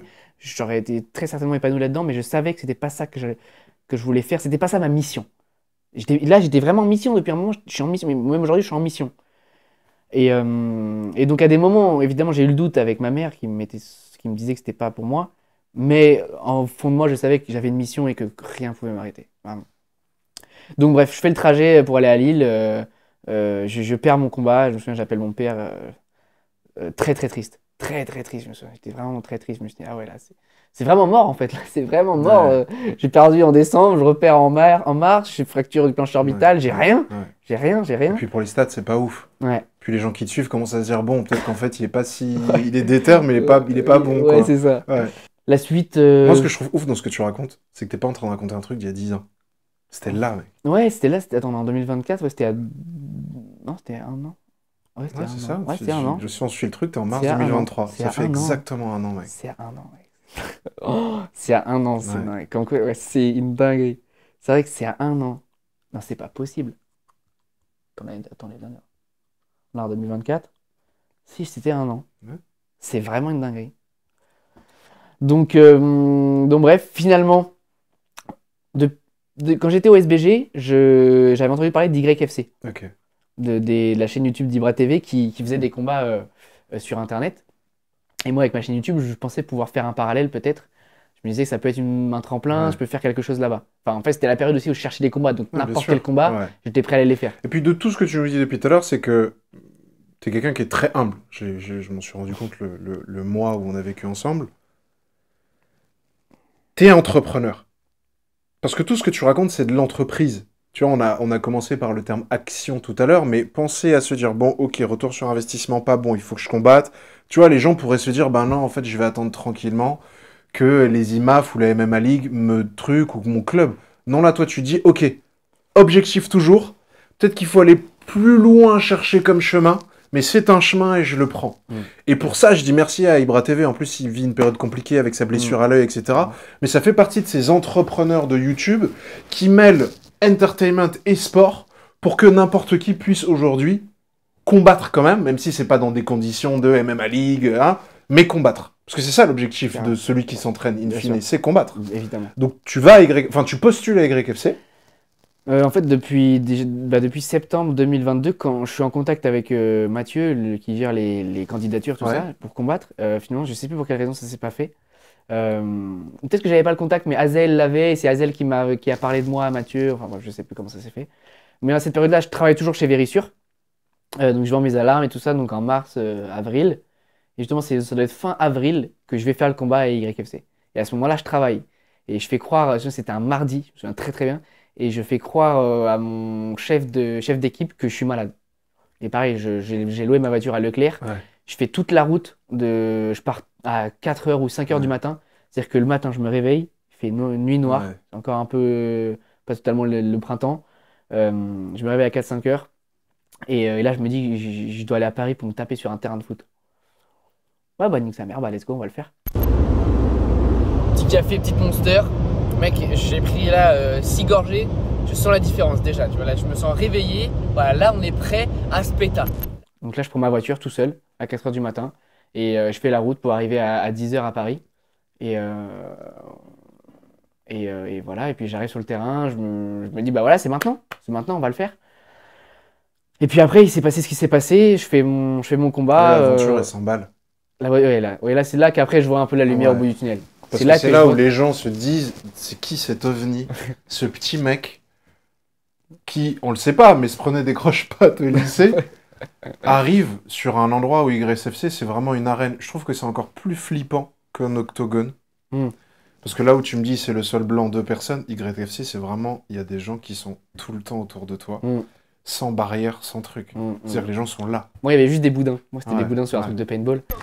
Super, les points, les points, les points. Super, super. Allez, lâche pas.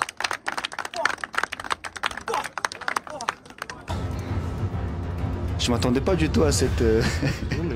Mais en fait, quand j'y repense, ouais, c'est vrai que moi, j'ai eu de la chance quand même. Mais de toute façon, si ça avait pas fonctionné là, il y a plein de gens qui me disent, ouais, j'ai eu de la chance. C'est vrai que j'ai eu de la chance au moment où le mec, il est venu, enfin, l'événement, je vais en parler après. Mais si j'avais pas pété à ce moment-là, il y aurait quelque chose d'autre après qui serait arrivé où j'aurais pété sur autre chose. Ça, j'en suis certain. J'aurais trouvé un moyen ou de toute façon, bref. Mais par rapport à l'événement, là où j'ai eu de la chance, c'est qu'en fait, il y en a plein des mecs. Moi, je regarde parfois des vidéos d'Ibra TV là où il y a les combats. Il y en a plein des mecs qui se tapent, des blancs comme moi qui viennent, ils veulent combattre, ils se tapent sur les terrains, et c'est des bonhommes, et voilà, il y en a plein.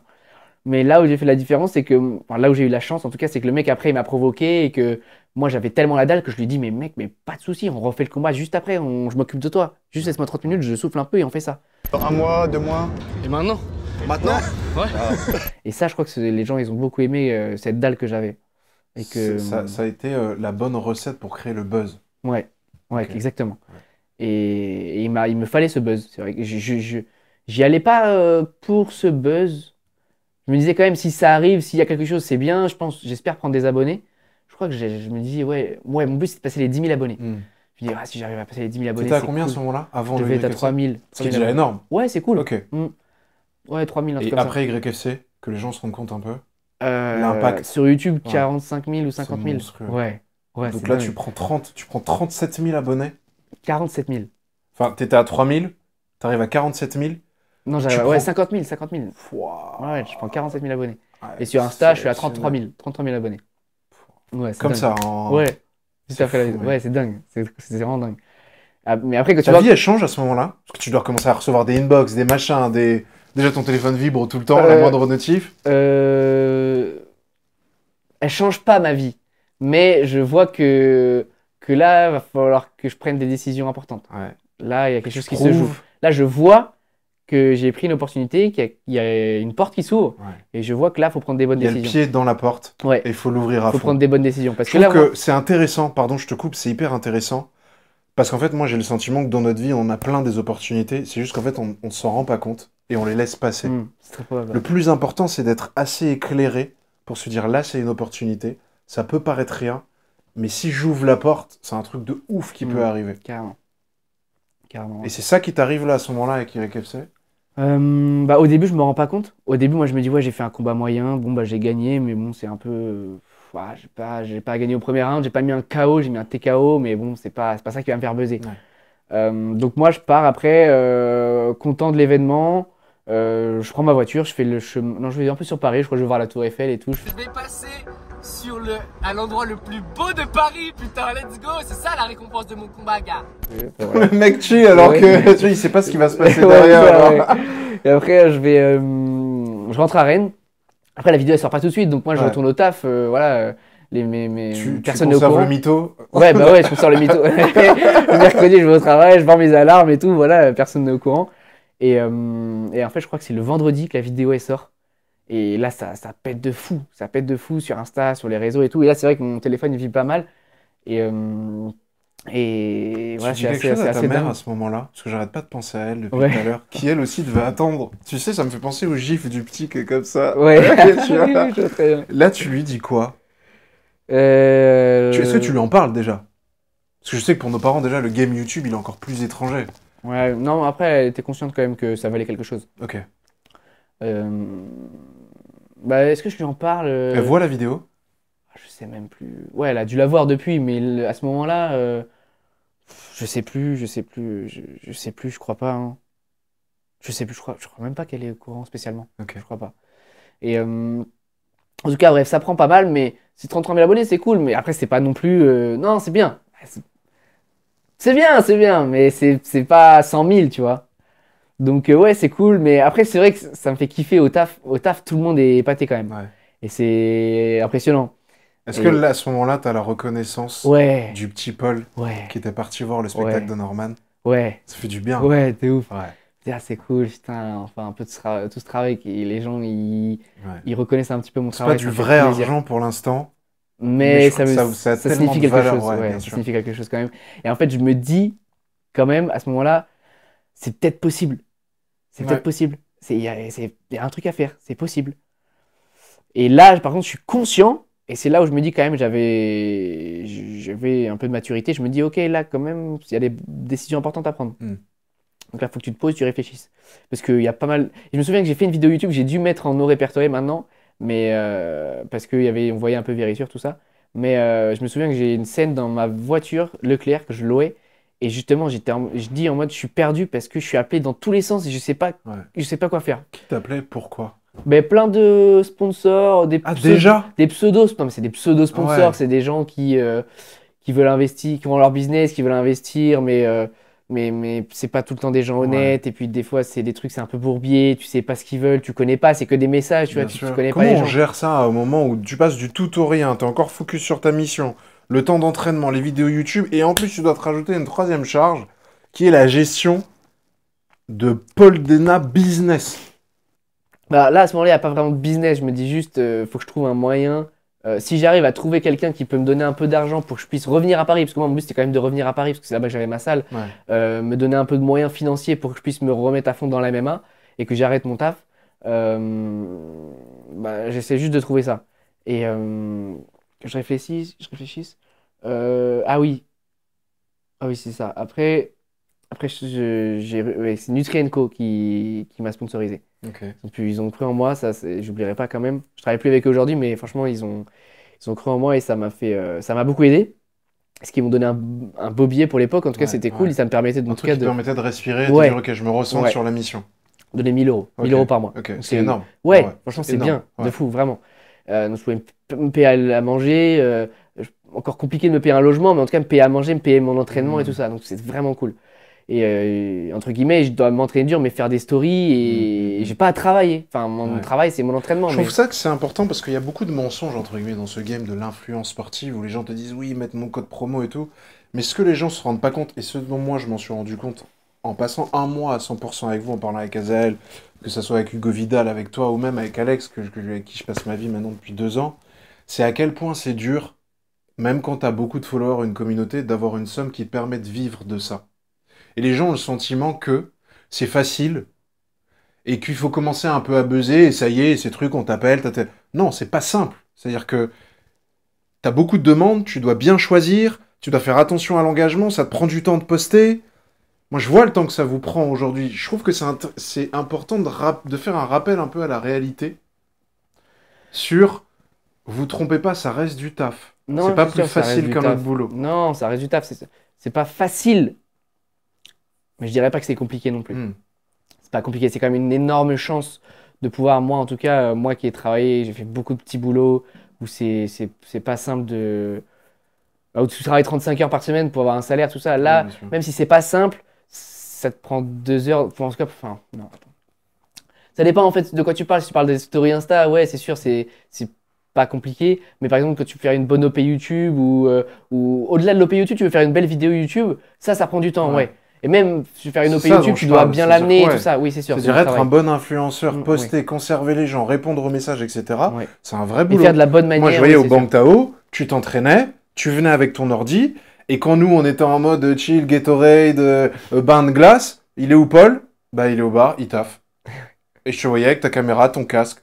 Donc tu vois, on disait, ouais, la Thaïlande, jamais. Déjà, non, il y a entraînement et après, il y a le taf. Parce que je dois me montrer ce que je fais, parce que c'est mon boulot aujourd'hui. Ouais, c'est ça. Après, ça me plaît, hein, je m'en plains Bien pas du sûr. tout, ça me plaît. Mais c'est sûr que c'est du travail. Ouais, c'est du travail quand même. Et surtout, en fait, surtout que le MMA, ça pardonne pas. Et que tu dois vraiment t'entraîner dur. Et les entraînements, faut pas faire semblant. Et que après, souvent, tu es fatigué. Et que tu dois charbonner en plus sur l'ordi et que tu dois garder ta présence d'esprit pour voilà, réfléchir à faire un bon montage, que te mettre à la place des gens quand ils vont regarder la vidéo, comment eux ils vont voir la chose, garder un un sens, quand même raconter des choses intéressantes dans la vidéo. Voilà, donc c'est vrai que le tout, et en plus après bien amener une OP, donc oui c'est sûr que c'est quand même du travail. Mais ça reste, c'est ma passion et ça restera toujours moins difficile que vendre des burgers dans un food truck pour moi. Après cette aventure YFC, qu'est-ce qui se passe? Après cette aventure YFC, bah, comme je te dis, je retourne au travail normalement. Ok. Ça prend de l'ampleur quand même, on parle de moi, c'est intéressant. Et là, moi, je me prépare pour les championnats de France. Non, je retourne à Paris quand même. Je retourne à Paris, attends. Et là, je crois où est-ce que je logeais? Ça devait être en juin. Je logeais pas chez Alex. J'ai aucune idée d'où je logeais. Je logeais quelque part, mais je sais plus. L'éternel vagabond. Mais bref, Ah non, mais j'ai pris mon appartement. Ok. J'ai pris la chambre que j'ai Donc aujourd'hui. que tu nous montres tout le temps. Ouais, c'est ça. Ta chambre de luxe. Ouais, avec vue exactement. sur la Tour Eiffel. Exactement. Faut quand même le préciser. Ouais, c'est ça. Ok. Avec 40 mètres carrés. Ouais, je prends cette chambre-là en fait, Ouais. grâce au sponsor en fait. Juste qu'on rappelle aux gens qui éventuellement te connaissent pas, ta chambre là, alors qu'on dit ouais, Paul, machin, tu loges dans combien de mètres carrés? 9 mètres carrés. Petit, rustique, très modeste. Mais écoute, ça va faire le taf, hein. De toute façon, on n'est pas là pour du luxe. Pas encore. Dans 10 ans peut-être. Et pour que les mecs, vous imaginez la déterre du gars, il est dans 9 mètres carrés. Pourquoi? Parce que t'es à côté de la salle. Ouais. Et que toi, et que ça me garde dans l'efficacité au maximum. Ouais, exactement. Est-ce qu'il y a un côté, je mets le moins de distractions dans ma vie? Ouais, de fou. Parce que 40 mètres carrés, c'est recevoir des gens, c'est machin. Dans la mètre carré, tu rentres, tu tournes, tu dois débrancher ton micro-ondes pour truc. C'est vraiment... Mais comme tu as dit, là, c'est efficacité. Moi, je suis au maximum. Et en fait, je veux faire ce que je fais aujourd'hui de la meilleure manière possible. Et pour ça, je dois aller droit au but. Donc, c'est pour ça que j'ai la chance aujourd'hui d'avoir le sponsor Season, qui, eux, me font mes plats préparés, diète et tout, trop cool. Là, je mets au micro-ondes, je mange. Après, je peux réfléchir à... Ça me laisse du temps pour réfléchir à les vidéos que je dois faire, story. OK, aujourd'hui, quelles sont mes missions. Moi, j'ai beaucoup de to-do list maintenant, ce que j'ai mis en place depuis 2024. Et ça, je m'y tiens bien. C'est les to-do list. J'ai un carnet, je note beaucoup, tout ce que j'ai à faire. Parce que là, en fait, c'est vrai que depuis quelques mois, j'accumule beaucoup de choses. Là, du coup, j'ai les entraînements maintenant. Je dois être vraiment investi de fou parce que je peux pas perdre mes combats. Il faut que je sois le meilleur possible. Donc, j'ai 2 entraînements par jour. Après, j'ai toute la partie YouTube. Je dois faire du contenu de plus en plus de meilleure qualité quand même parce que les abonnés et en plus, il y a de la concurrence. Ouais, en plus, il faut que je fournisse de la bonne qualité. C'est Yvick qui disait l'autre jour, putain, où YouTube te met là. C'était sur le documentaire de Squeezie. Il dit en plus, YouTube te met la pression quand t'arrêtes de poster. Vous avez pas posté depuis tant, vous avez perdu 0, je sais pas combien de parts de marché. Donc, ce truc-là en plus. Ouais, carrément. Et en plus, là, j'ai sorti mon partie programme d'entraînement. On en parle. On en parle maintenant. Ok. Polo entrepreneur, on en parle parce que c'est toi qui lis l'interview depuis tout à l'heure. Je sais pas si t'as remarqué, tu me rends le taf hyper facile. T'as fait un truc que je trouve exceptionnel, qui est pour moi un blast dans le milieu du MMA, qui a été un blast aussi dans ta communauté parce que ça a été clivant. On en parlera après. T'as lancé un programme, je te laisse en parler. J'ai sorti un programme d'entraînement de MMA pour les débutants et loisirs. Ok, qui s'appelle MMA Starter. MMA Starter, abonnez-vous, bien évidemment, je fais la pub pour mon pote. Abonnez-vous à MMA Starter. Merci frère. Mais en fait, moi je suis très fier de ce projet, honnêtement. Ouais. Mais les programmes de débutants pour s'entraîner en MMA, j'en ai vu nulle part. Moi, je veux participer au développement du MMA en France. Je veux apporter ma pierre à l'édifice. Je me suis mis à la place, par exemple, des artistes. Au début, j'avais fait une story comme ça, mais je ne l'ai pas posté. Je me suis mis à la place des artistes et des personnes qui sortent des albums ou des trucs avant leur sortie. Le stress que c'est de sortir un projet comme ça, en fait, à des personnes qui te suivent déjà. On le sait, Annabelle, l'épisode précédent, avant toi, on a parlé. Ah ouais, c'est vrai. Ouais. Et après, je me suis rendu compte de ça. Ouais, c'est un vrai stress quand même. Tu sais pas comment ça va être pris par les gens. Ouais. C'est pas facile de l'amener de la bonne manière. Bien sûr. C'est pas comme une vidéo YouTube que tu postes comme ça. Si elle marche pas très bien, c'est pas grave, t'en fais une autre. Voilà. Là, c'est un projet, t'as fait 4 mois de travail dessus. Pourquoi tu fais ça? Parce que là, depuis tout à l'heure, tu nous parles d'une mission qui pourrait être à apprécier, et moi, je trouve pas que c'est un terme négatif, comme égoïste. C'est-à-dire, pour moi. C'est moi, c'est ma mission, c'est mon truc, c'est mon truc, je veux devenir ce que j'ai toujours rêvé d'être. Là, tu passes de, entre guillemets, une aventure solo à altruiste en te disant, j'aimerais bien que d'autres personnes montent avec moi. Et là, je vais reprendre un peu un terme que Morgan utilise souvent, dans le bateau pirate. Ouais. Je veux que des gens se lancent aussi dans les MMA et se disent, c'est possible. Pourquoi tu fais ça? Parce que moi, je veux pas mettre tous mes œufs dans le même panier. J'adore le côté entrepreneurial. Ok.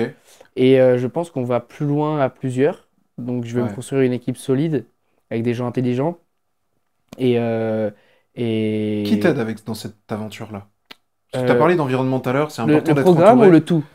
Aujourd'hui, t'es entouré par qui? Parce que ce programme-là, il est intéressant. J'imagine que tu l'as pas monté seul. Non, ouais, Ok. non. J'ai fait appel à des vrais professionnels Ok. qui avaient déjà fait des formations avant, qui s'y Ok. connaissent. Donc c'est un truc de pro. C'est Ouais, safe, non, c'est fiable. ouais, c'est... ah non, carrément, ok. c'est totalement professionnel. Ok. Moi, en fait, ce que j'ai fait, la partie que j'ai faite dans la formation, c'est j'ai fait le script. Moi, pendant plusieurs mois, depuis septembre, entre septembre et décembre, j'ai écrit tout ce que je voulais mettre dans la formation, Ouais. qui pour moi était essentiel quand on voulait commencer D'accord. le MMA en tant que débutant loisir. Toutes les connaissances à avoir, en tout cas les techniques de base au sol, de boxe anglaise, de pied-point, de lutte, et faire les transitions, et bien manger, et bien dormir, et bien Ok. s'hydrater, et comment... Hyper important, parce qu'on a l'impression que c'est que la Ouais. salle, mais en fait, ce qui fait Il y a le pêche style en de vie. général, c'est sommeil. Et... le Donc, merci Suzanne de tenir notre polo Exactement. en bonne forme. Et puis plein de choses aussi bêtes, mais comment on trouve sa salle, comment on se comporte dans la salle, Ok. quelle mentalité avoir à l'entraînement, comment je progresse vite, T'en as parlé écouter tout à le l'heure. coach, mettre l'ego de côté, Ouais. plein de trucs de mentalité comme ça, l'état d'esprit à avoir Ouais. dans la MMA. Hyper important. Donc ouais, je trouve que c'est vraiment une belle formation, un bon programme Ok. qu'on a fait pour les gens qui veulent commencer le MMA. Et donc moi, la partie là, donc j'ai fait, c'est tout le script et on a fait une journée de tournage de 14 heures. On a tout fait d'un coup. Ok. Parce que je peux pas, moi j'ai tous les entraînements à côté. Moi je lâche jamais, vraiment, tout ce que je fais à côté, j'ai toujours mes entraînements à côté. Je lâche jamais les entraînements. Donc il faut que je libère du temps pour. Là, on l'a fait sur un samedi, 14 heures et voilà. Et donc après toute la partie communication, monter le site, acheter l'hébergeur, les visuels, le marketing, tout ça, c'est l'équipe qui l'a fait. D'accord. Mais on restait toujours en contact, ils me faisaient des retours, moi je donnais mon avis, bah ça je préférais ça plus comme ça, telle Super. couleur, C'est tel vraiment visuel. ton projet. Ouais, On c'est n'a mon pas projet. juste pris ton nom et non, c'est Ouais. c'est un peu le reflet de ton expérience. Ouais, exactement. Ta légitimité pour faire ce projet, elle vient d'un titre que tu as eu. Et là, je fais une transition subtile. Tu as parlé des championnats de France. Ouais. J'ai commencé l'interview par ça. Ouais. Mec, quand même. Le petit dont la mère se dit arrête, ça va où? Il finit quelques mois après cette fracture du plancher orbital, champion de France featherweight, moins de 66 kilos. Qu'est-ce qui se passe dans ta tête à ce moment-là? Parce que pour tout champion, le début de toute chose, on parlait de la ceinture noire tout à l'heure, c'est un titre. C'est ça qui fait qu'on se dit, lui, ce mec-là, il est fiable. Comment ça se passe, ce championnat de France? Juste avant ça, je veux te dire, le championnat de France c'est cool, Ouais. c'est bien, mais c'est pas non plus extraordinaire. Polo, le mec humble. Non, mais en vrai, j'en fréquente tous les jours des mecs vraiment, vraiment forts. Ouais. Je vois Souil qui est champion du monde, c'est mon rêve amateur quand même. Ok. Moi, je trouve ça extraordinaire. Peut-être que je serais champion du monde IMAF, je me dirais, ah, c'est vraiment cool. Et peut-être que quelques mois après, je dirais, bon, ouais, c'était amateur, donc tranquille. Mais ouais, c'était champion de France amateur. Donc, je suis très, très fier de moi dans le sens où j'avais perdu 2 fois face à Hugo Vidal, qui est mon pote aujourd'hui. Ok. On embrasse Hugo, qui est un mec que j'aime beaucoup. Ouais, carrément. Et qui m'avait battu 2 fois. Et ça, c'était très compliqué parce que tu perds 2 fois face au même mec et tu le rencontres au championnat de France. Ok. Là, tu dois être dans une vraie mentale, par contre. Là. Tu dois te dire, ok, là, il faut être vraiment intelligent. Tu te dis, ok, qu'est-ce que j'ai loupé? Qu'est-ce que je vais améliorer? Qu'est-ce que je peux faire au quotidien pour vraiment, cette fois-ci, gagner? Je dois gagner ces championnats de France. Mettre un vrai plan en place et rester fort mentalement et te dire, ok, là, il n'y aura pas le droit à l'erreur. Il faut que tous mes mouvements, mes déplacements soient pensés. Tout doit être bien préparé dans à la l'avance. matrice, quoi. Ouais, vraiment. Donc ces championnats de France étaient pas simples, mais j'étais vraiment surtout content de battre ma bête noire en quelque sorte, c'était le seul qui m'avait battu 2 fois. Voilà, l'autre qui m'avait battu en moins 77, qui faisait 11 kilos de plus. Et sinon le seul qui m'avait battu c'était Vidal, donc c'était quand même compliqué. Mais voilà, vraiment fier. Et puis après, le championnat de France, ouais, c'est cool, c'est un titre que je peux mettre en avant, mais il y a plus encore que je peux aller chercher quand même. Mais voilà, je suis vraiment content en tout cas de. Mais je trouve que c'est m'être important dépassé. parce que c'est important de le rappeler parce que ça c'est un nouveau point d'étape. Parce qu'on a Clairement. parlé des points d'étape négatifs entre guillemets, l'Irlande, la première cage, la première défaite, la deuxième défaite. Un peu comme si toi t'étais dans un jeu vidéo Mario, t'es tombé dans certains tunnels ou bouffé par. Et là enfin t'arrives dans le château et tu prends la princesse. Je trouve que c'est bien parce que tu parlais des petites victoires tout à l'heure. J'ai sorti une mini vidéo là-dessus sur mon Insta. C'est important, Ouais, carrément. tu vois, surtout dans les moments de doute, de se dire peut-être qu'il y a mieux, mais c'est bien aussi. Ouais, Et je carrément. crois que dans les moments de doute, c'est important pour les gens qui nous écoutent de se dire n'importe quelle petite victoire de votre vie, ne la négligez pas, Moi, parce là, que c'est un step pour votre cerveau. Pour vous J'apprends encore à rapprocher. faire ça, tu vois, parce que Ouais. très souvent je me dis, Non, c'est de la merde, c'est pas assez, putain, c'est pas assez ce que je Parce que fais, toi, c'est t'as pas une bien. déterre de fou et tu veux devenir Connor. Mais mec, champion de France, c'est un truc qui... Tu vois, tu parlais de ton bac tout à l'heure en sécurité. Ouais. C'est une sécurité quand t'as eu un titre comme ça. Parce qu'après, tu peux aller entraîner éventuellement, tu peux faire des interventions dans des entreprises, tu peux aller voir dans des écoles pour motiver des jeunes. La légitimité, c'est comme un mec qui te dit, bon bah, j'ai mon diplôme d'ingénieur, j'ai mon bac, ou je suis parent de 5 enfants, je sais ce que c'est gérer une famille. Donc je trouve que c'est important quand même de se... Mais toi, t'as cette humilité que moi je comprends toujours pas. Hein. Non, mais arrête, non. Parce qu'en plus, derrière, toi, t'enchaînes avec les IMAF, championnat du monde, amateur, en Europe de l'Est. Tu fais quand même un quart de finale. Parce que toi encore, tu vas me dire, ouais, mais je finis en quart. Je sais ce que tu vas me dire. Mais gros, tu finis en quart, ça te fait... T'arrives à quel niveau aujourd'hui en classement européen? T'es combien? T'es parti voir? Cinquième. Mec, en Europe, t'es le 5e mec qui se pétale mieux. Championnat du monde, c'était les championnats du monde. On est pas mal, quand même. Tu vois? Ça va, mais c'est pas suffisant. Voilà. Donc, aujourd'hui, c'est quoi la vision de Paul? Tu vas lancer ton truc, ton programme. Je te souhaite tout le bonheur. Merci, frérot. Tu vas où maintenant? Là, je vais où sur... Donne-moi une temporalité. Dans ta vie, mec, enfin, je sais pas.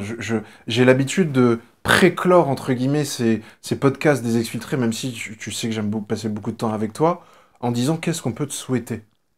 Déjà, en te posant la question, et je la pose à chaque invité, est-ce que tu es heureux? Ouais. Ouais, je suis Et heureux. je sais que toi, c'est une question, j'attendais la réponse, que t'as une conception de la satisfaction très particulière. Non, ouais, Déjà, je suis ça me heureux. fait plaisir. Je suis heureux, carrément. Bien sûr, Ok. non, je suis heureux. Mais c'est juste que au quotidien, parfois, c'est dur. C'est difficile quand même. Ouais. C'est Tu l'as dit difficile. l'autre jour sur ton Insta. Ouais. C'est un lifestyle difficile. Ouais, non, c'est difficile. C'est pas genre, ouais, les mecs, on va, on se pétasse, c'est cool, non. les followers montent, on est sollicité. Non, c'est un rythme de Non, vie de chien, c'est une vie de Ouais, chien. ouais, c'est difficile. Bah après, moi, en fait, le problème... Enfin, le problème, non, c'est pas le problème, mais je pourrais me contenter de ce que j'ai et me faire, ok, en vrai, là, je peux gagner un combat sur 2, c'est pas grave. Ok. Je m'en fous, tu vois. Mais j'ai trop la dalle, vraiment, je suis obligé d'aller beaucoup plus loin que ça, vraiment. Et même par respect pour mon coach qui croit en moi, d'autres gens qui croient en moi, Ouais. C'est vrai que toi, tu le t'entraînes avec parcours des que mecs j'ai fait. exceptionnels. Dans ta salle, juste pour info les mecs, hein, on vous mettra les Insta, mais que vous vous rendiez compte, l'équipe d'Avengers et l'équipe Paul s'entraîne 2 fois par jour. Il y a Morgan Charrière, Ouais. Azael Adjouj, il y a Elias, dont je me rappelle plus du nom de famille, désolé Nedir, frérot. Elias Nedir. Elias Nedir qui vient de remporter un truc. T'as Alexa qui est une machine de guerre, qui a remporté encore il y a quelques semaines. Et Souil Areski. Il y a... Pff, mec, genre vous arrivez ensemble dans la salle. C'est une salle de fou. C'est- Il y a Taylor Lapuce qui combat à l'UFC. Il y en a Exceptionnel. plein quand même, Exceptionnel. des vraiment très forts. Ouais. Et donc ouais, c'est top. mais, Qu'est-ce qu'on peut te souhaiter pour l'avenir? Parce que t'enchaînes, tu vas combattre dans quelques semaines à l'AEF, dans ton fief. T'as fait gagner des places. Ouais, Ok. ça va être génial. Avant ça, je vais combattre au championnat d'Europe. Ok. Je- Petite Les revanche gens à peuvent prendre me sur les souhaiter. IMAF. Petite revanche à prendre sur les IMAF ou Ouais, pas? carrément. Ouais, vraiment. Ouais, je te jure, je suis obligé de gagner. Vraiment, je vais chercher cette médaille d'or à tout prix. Ok. Après, c'est une manière de combattre assez particulière. Là-bas, c'est quand même la lutte qui prédomine. C'est un style différent. Moi, je trouve les IMAF de combat, par exemple en pro en Europe, où c'est beaucoup de striking. Là, ça va être beaucoup la lutte qui va décider les vainqueurs. Mais moi, je viens pour la médaille d'or, ça c'est certain. Après, j'aimerais faire vraiment un bel événement, laisser vraiment une belle empreinte, faire un beau buzz avec le 17 mai, l'AEF au Roison Park, le Stade Rennais, ça va être quelque chose quand même. J'espère vraiment que ça Chez va... toi, c'est important, Ouais, je sais que ça compte. carrément, chez Ouais. moi, ça va être J'espère fou. qu'il y a des mecs qui étaient au lycée qui mettaient des croche-pattes qui seront dans la salle. Ouais. Ce serait dingue ça. Ça serait Ouais. fou. On vit Mais pour ça après, aussi. de fou. Mais après, en vrai, Ok. je me souviens même plus de leur tête. Ouais. Ouais. Je perds pas de temps. Mais Si c'est on une belle parlait victoire, d'effi- c'est une belle Ouais, revanche cool. sur la vie, je trouve. Ouais, mais tellement on parlait d'efficacité, là je vois trop loin, le train il est lancé dans Il est en ma tête, marche. j'ai Ok. pas le temps, je vois pas autour, les Ok. gens, les haters, je m'en fous. Mais ouais, donc il y a ça, après je pense que je vais refaire les championnats de France en juin. Ok. Ensuite je vais... T'as juste signé dans une organisation géniale qui s'appelle Hexagone Ouais, MMA. ça, c'est dingue, On c'est va vrai. te retrouver Ouais, au c'est Théâtre d'Orange au mois de mai, je crois. 25 juillet. 25 juillet, pardon. Ouais, juillet. Ouais. Mai c'est l'AEF, Ok. 25 juillet Ok. l'Hexagone. Donc t'as et une année ensuite- de danse qui se prépare. Ouais, et après j'ai signé pour 3 dates avec l'Hexagone, donc il faudrait que je fasse 2 dates de plus Ok. avant la fin de l'année. Trop bien, Ouais, félicitations. et après il y aura, merci, après il y aura de nouveau les championnats du monde, IMAF. Ok. Et après je pense en 2025 on passera pro. Professionnel, ça serait Let's ça go, serait bien. mec. Let's go, let's Ouais, fucking go. j'ai vraiment très envie. Et tout en partageant le projet et l'aventure sur YouTube. Ouais. Pour essayer de Fais-le continuer parce à que mec, inspirer tu les nous gens. envoies des shots d'énergie et de. Ça fait plaisir. Mec, quand je vois tes stories, je me dis, Paul a posté. Bon, on va tourner un nouvel épisode de X-Filtre. Non, c'est trop bien. Mais ouais, j'essaie de. En vrai, de vrai, je me rends pas compte que j'inspire les gens. J'essaie de partager, en fait, surtout partager l'aventure, comme je t'ai dit au départ. Ce qui m'a vraiment choqué, c'est pas si c'est le mot, mais impressionné avec le film de Connor, c'est qu'on voit toute l'aventure, toute Ouais. la montée. Et je trouve ça exceptionnel. Et moi, je suis fier d'avoir filmé les débuts qui étaient très très compliqués. Même aujourd'hui, c'est compliqué, mais il y a des petites victoires. Bien sûr. C'est de mieux en mieux. Et j'ai envie de filmer quand je serai au plus haut. En tout cas, frérot, merci de Merci continuer à beaucoup. nous donner cette Ça fait trop énergie. Si plaisir. tu avais le moindre doute, sache que s'il y a au moins une personne que t'inspire sur cette planète, c'est moi à Merci, continuer. frérot, Donc c'est juste trop pour gentil. ça, Merci merci beaucoup. infiniment. On suivra ton actualité avec grand plaisir.